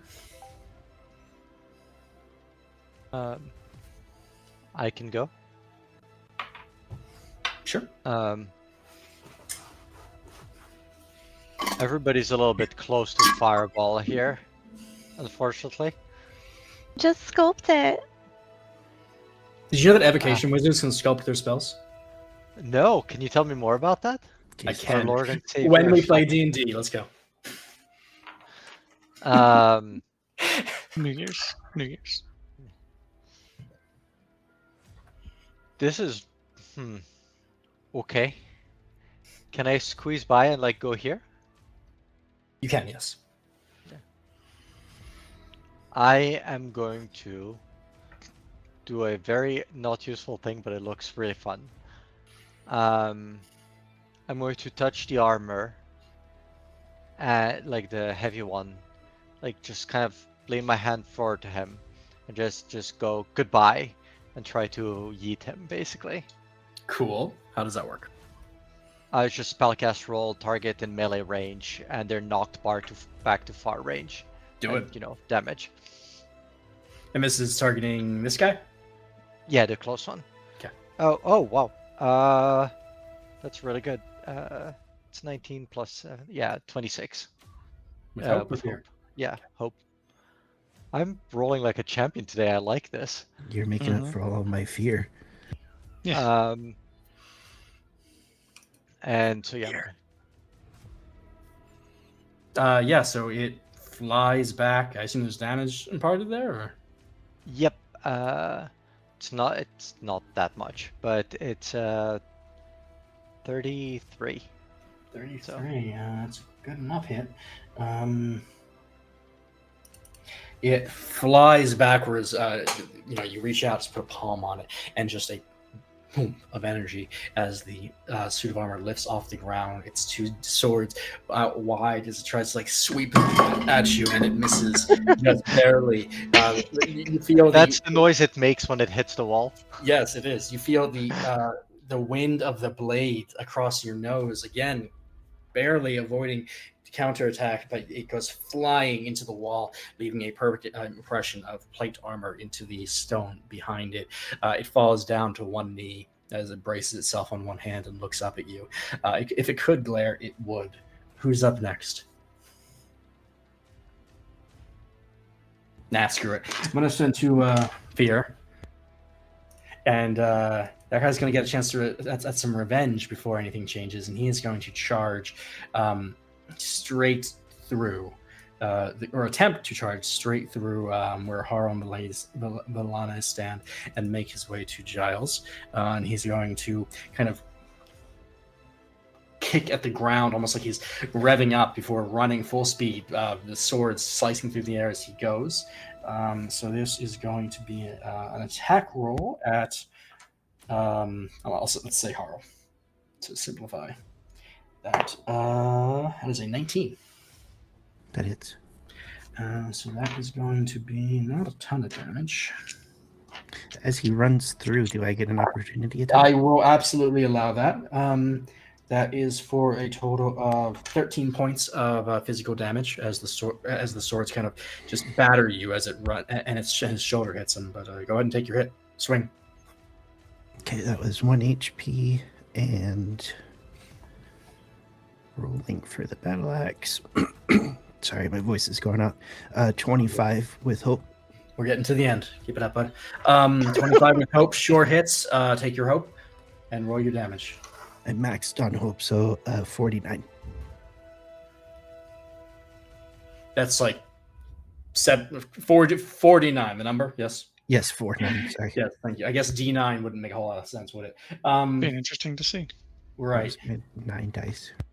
Yeah. So as the creature makes its way past Harl, pummeling Himenka and Villane, it collapses to the ground and falls dead in front of Giles.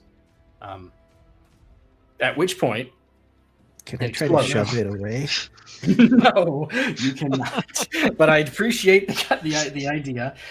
So it is going to explode here. Like handing your friend a grenade and walking away. That is what's a 15 to hit? Am I in range of that also? Me and Villane? I'm gonna say everybody but Keffel is in range of this. Yes, it hits. And how do you pump up that evasion? You Yes, don't it take is. proficiency. You take extra evasion. Yeah. You I trust don't- in Katal. You do trust in Katal. It helps sometimes. So says Katal. Sorry, I'm trying to find my dice. There we go. There we go. Ooh, that's a good one. That is 21 points of damage. I'm going to use my dwarven thick skin and mark 2 stress to take no damage. Cool. A minor hit. Okay.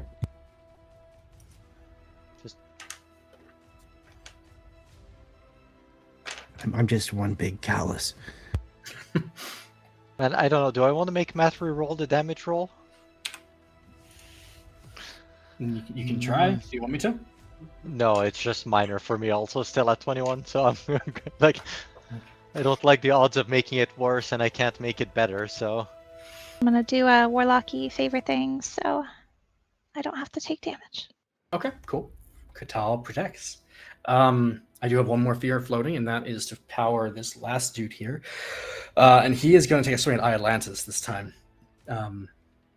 Again, that superheated battle axe. Now he brings it back and a full overhead chop at Atlantis standing before him. I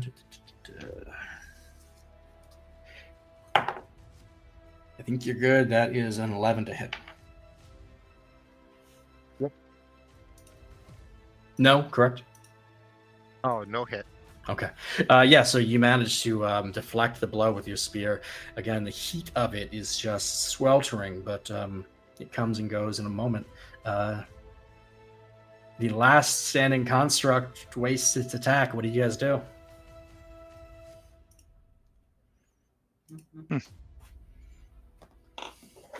I leech it. Fuck yeah. Yeah, okay. That's a attack roll, right? Spellcast. Also, what does it mean when you say you have fear floating? What I mean is like I've spent multiple and I haven't actually used the effects of it. So like Okay. I spent 2 fear to spotlight 2 enemies and I've only done 1 so far. That's what I meant. Sorry. Oh, okay. Then I shall attack.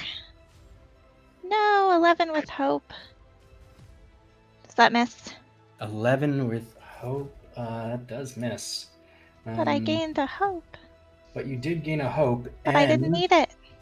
That's fair. That's the only time I gain hope. So your siphon doesn't hit the creature solid enough to actually damage it, but you do like just barely miss it. And as your hand reaches out, you touch a pauldron on the one arm, and it just turns to smoke.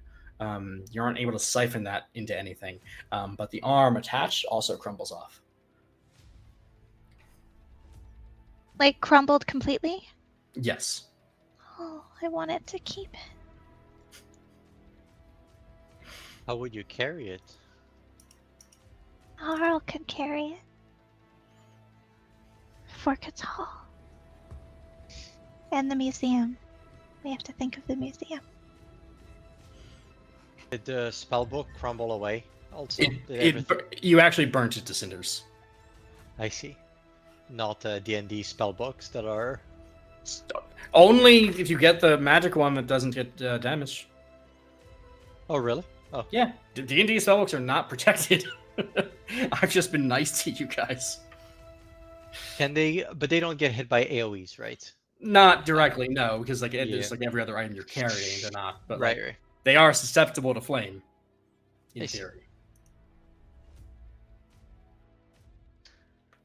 What am I? If I look here, what am I seeing? Sorry. So I realized I hadn't moved the map, so that was awesome. But what am I like when I stand at the dais? What do I see? Like, is there anything else in the room? You see a chapel, rows of wooden Okay. pews that are some of them are knocked around. They're dusty. There's some light cobwebbing here and there, but they seem untouched. There's nothing out there. You see a shattered stained glass window at the back. Behind where the stained glass would have been is just stone. It seems like wherever that glass was meant to get light from, either there used to be light there, or this is not where the window was to start. You're welcome to take your pick on that interpretation. But beyond that, all you see of note at the moment is the single construct still standing.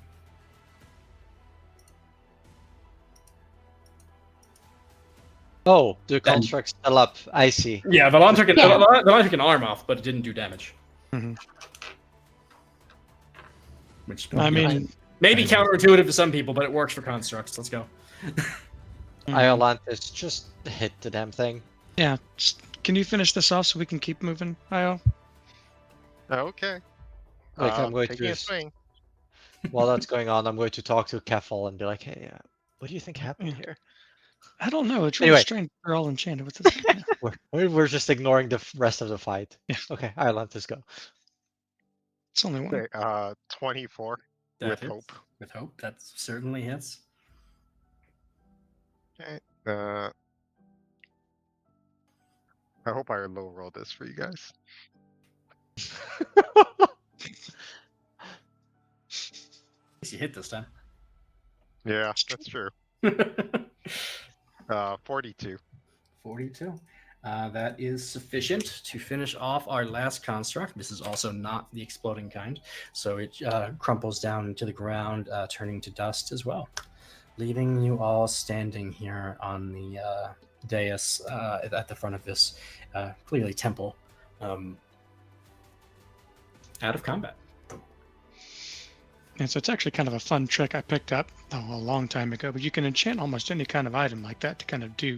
I'm surprised it's lasted this long, though. That's the rare part. Yeah, Oh, yeah. unless Like there's if somebody here that's still enchanting I've them. enchanted so many pens to grade papers and signed my name on documents and admission forms, and oh my god, so many times. I did not hear about the. But these will only admission last a day or form. two. The Well, auto it's gonna pen does use not my need to be knowledge. the. Yeah. Well, that happens all the time. You can do it with armor as well. But again, this has been here for a Impressive, while. right? That is pretty impressive. Yeah. Anyway, well, guys, that was great. Let's not fight corporeal, non-living items down here anymore if we can avoid it. Harl, are you all right? You look a little. I mean, you looked a little for a while. You look less a little now. Like, you know what I mean? Yeah, I'm fine now. Look pretty All right, relaxed, well. actually. Yeah. Kind of I do have some boo-boos still, Yeah. but not bad. mid-fight massage. Well, we've probably got a bit of time to rest here for a short little couple of minutes if you think that might help.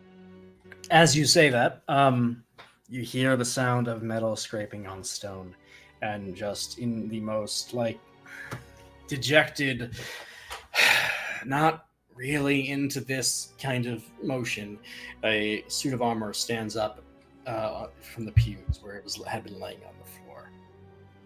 It looks at you, all of you. It looks at the piles of dust all around. And a moment later, it just starts grabbing around the armor and pulling out a sword, a dagger, a warhammer off its back, just dropping them on the ground. It puts its hands up and just walks past you onto the dais, to the wall in the back, and it looks at you and just. I don't know kinda what gonna- that's meant to represent. Just gonna like Oh, nod it's a and like mime. keep going. And then the armor reaches behind it to a indentation in the wall where it presses its fingers in, and you see it pressing the stone in. At which point, the fingers grab on and pull out, swinging open a secret panel, which opens up to reveal a stone door. Hmm. On that door is the face of what looks to be a like probably mid to late 30s human male. Looks kind of weathered. He's got some scarring around, and he just sighs as the door opens, and the armor that opened the door crumbles into dust. And he, oh good, I didn't want to fight you guys. Hello. Hello. Hello there. Were the other people controlled by the doors? They were like No, just me. I have to control my own because I'm here. The rest I are see. enchanted. It's. I asked the same question and I was very confused. Mhm, mhm. I mean, wouldn't it have been better if you were all controlled? You would have at least been able to talk to each other, right? Oh, I don't know. Probably. I don't. Look, they paid me money. I came. I did. Hi, my name is Ken. Who are you? Giles. Giles. Nice to meet you. Nice to meet you too. What the hell are you doing down here? We have to do something past all the doors. You have to do something past all the doors. That's not very. Is that all they told you? We are Hey, here You got because the- Why are they always so Paul vague? That's all they told me. tasked us It would be Oh. nice, wouldn't it? We even tried to look at the scroll. Oh, sorry, Villani. What did you say? that we are here for Catal. What's a guitar? She's here for Catal. Oh, We are here Yes. because of our soul. We are all here for Catal. Oh, I think I've heard of that. Is that like that we sent those settlers to Catal, right? No. Yeah. It's Something like a to do little. with Send Yeah, some settlers sort of to Catal co- to know, conical structures of some kind. to see. I think it's related to Bual, but I'm not sure. I do not believe he can hear me down here. Giles. Yes, Will Villani. you please pick me up so I may speak to the stone man. Oh, good lord, what Door is that? thing. Why is that doll talking to me? Yes, hello. But you just had I'm Like, going to let's pick see up if dog Velani, are like attacking, and you're surprised the dog can talk. I'm going to like that careful thing when you pick up something that you're not Dogs freak 100% me out. like I guess, yeah. like an Like when animal, you like pick a up a dog, baby. or like a cat, or like a dog Yeah. that you don't really like. Just imagine like you holding long cat. Yeah, like just kind of like far away, like, hi, this is Velani here. Your shoulder, Giles. Place me upon your shoulder. I kind of mouth at Kafal like, help. I don't know if that came over, but like I just mouth kind of give help. him the, like, it'll be fine. Kind of. Uh, I watch really intently. Just don't let it get her hands around your neck. Hey. whoa, whoa, whoa, whoa, whoa, whoa, whoa, whoa. Like immediately, like as soon as Harl says that, I like kind of rage and like I start just laughing. move her.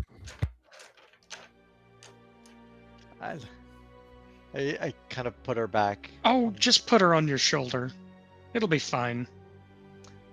Hi, Ken, right? That's me, Kenkinson. Ken Okay. Kenson. Father's name was Jorsul Ken as sent well, us then? here. No, my father's name was Roger. My name is Ken Kinson. Okay.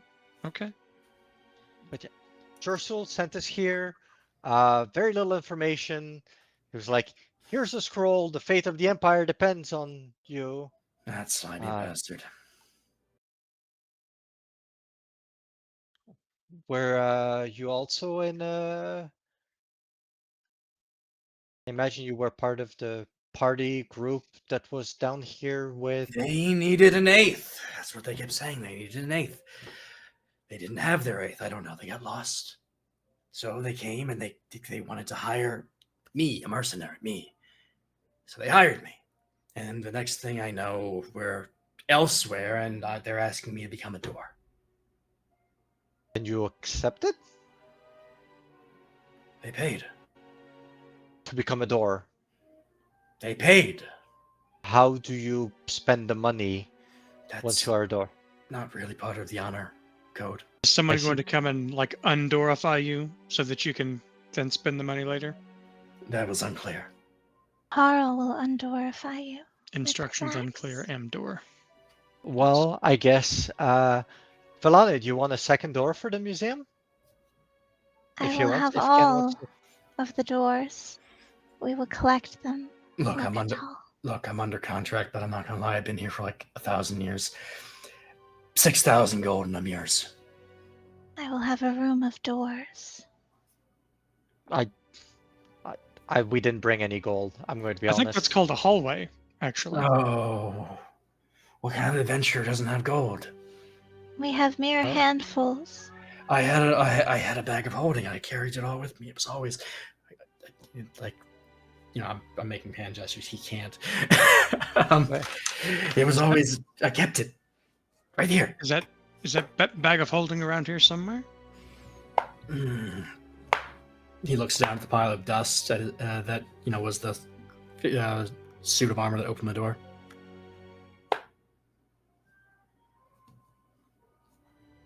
It was. So you have no gold now.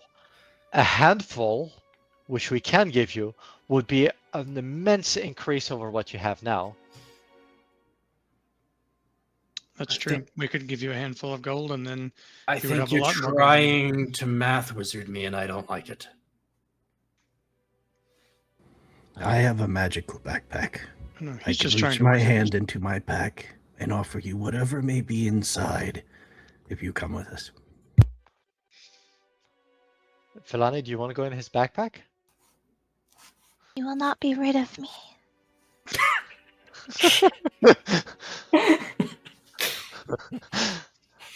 I pull out my nomadic pack to nightmares, try you to are entice correct. him. Look, if you can't pay me, just answer my riddle and let's get on. Okay. Why have Alright. gold when you could have something from the mystery bag?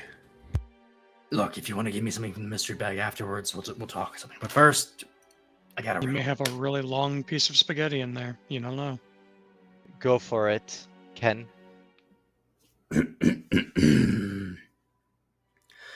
What do you want?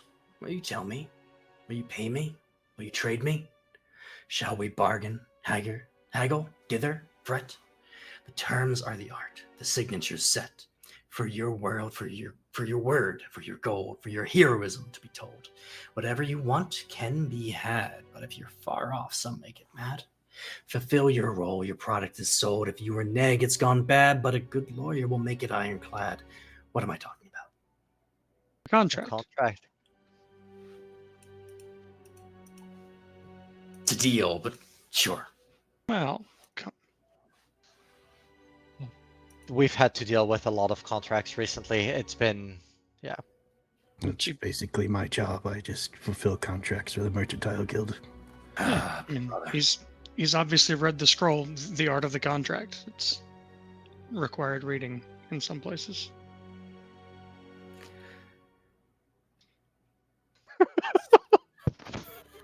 Fair enough, I do suppose. Well, Terso can't bitch now. Job's done. Take me with you. I mean, we'll get you on the way back. We're obviously got to go deeper in, and we don't. You seem like a nice fella, but carrying you through and then back up is. Unless there's a small core That's a or lot of something we can take along instead of, a big. You're pretty heavy in the shape you're in now. They Oh, yeah. didn't tell me. Can you make yourself into a smaller door? I can't do anything. I'm a Oh, that's door. fair. I can open, and he opens. Oh well, yeah. Like, And See, with that, that- he goes. that's what we needed. He keeps like talking around the edges, much like Talanessa had, and I'm open. Yeah, Have fun. Have that's- fun dying below. Yeah. Well, thank you. Thank We you. appreciate I'd your rather vote of not die below. confidence. Sorry about But your hey. bag of holding. Just kind of walk past him, or I guess through him. Okay. Oh, right. I'm supposed to tell you. Deals are important. Honor them. Make them carefully, etc. Yeah. Well, I'm pretty sure none of us signed a contract here, so we're probably fine. We have signed many contracts, Khavalor. But I mean, I mean, but not. Yeah, we have, haven't we? Oh no. Well, we'll figure it out as we go. Probably.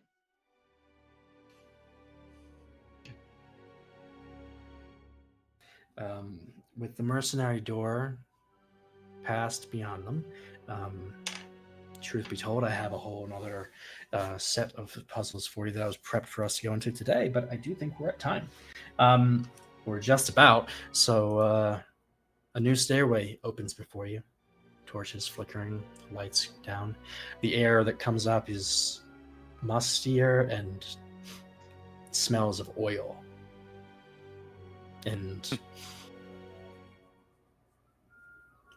rust, maybe? It's hard to place. Something metallic is in the air. And the party, once again, has a path down. Whether or not you stop or go down immediately, we'll come back to, I think, next time. Thank you all for playing. I hope you guys had a lot of fun here, and I really hope you guys at home watching are enjoying this as well. We will be continuing this. The plan is next Saturday, same time, same place. Possibly finishing. There might be a fourth session that's still up in the air, depending on how quick we move through what's coming up. So from everybody here at Mimic Decision, thank you for coming in, thank you for staying, and thank you for giving us a piece of your mind. We will see you guys next time. Bye, everyone. Bye.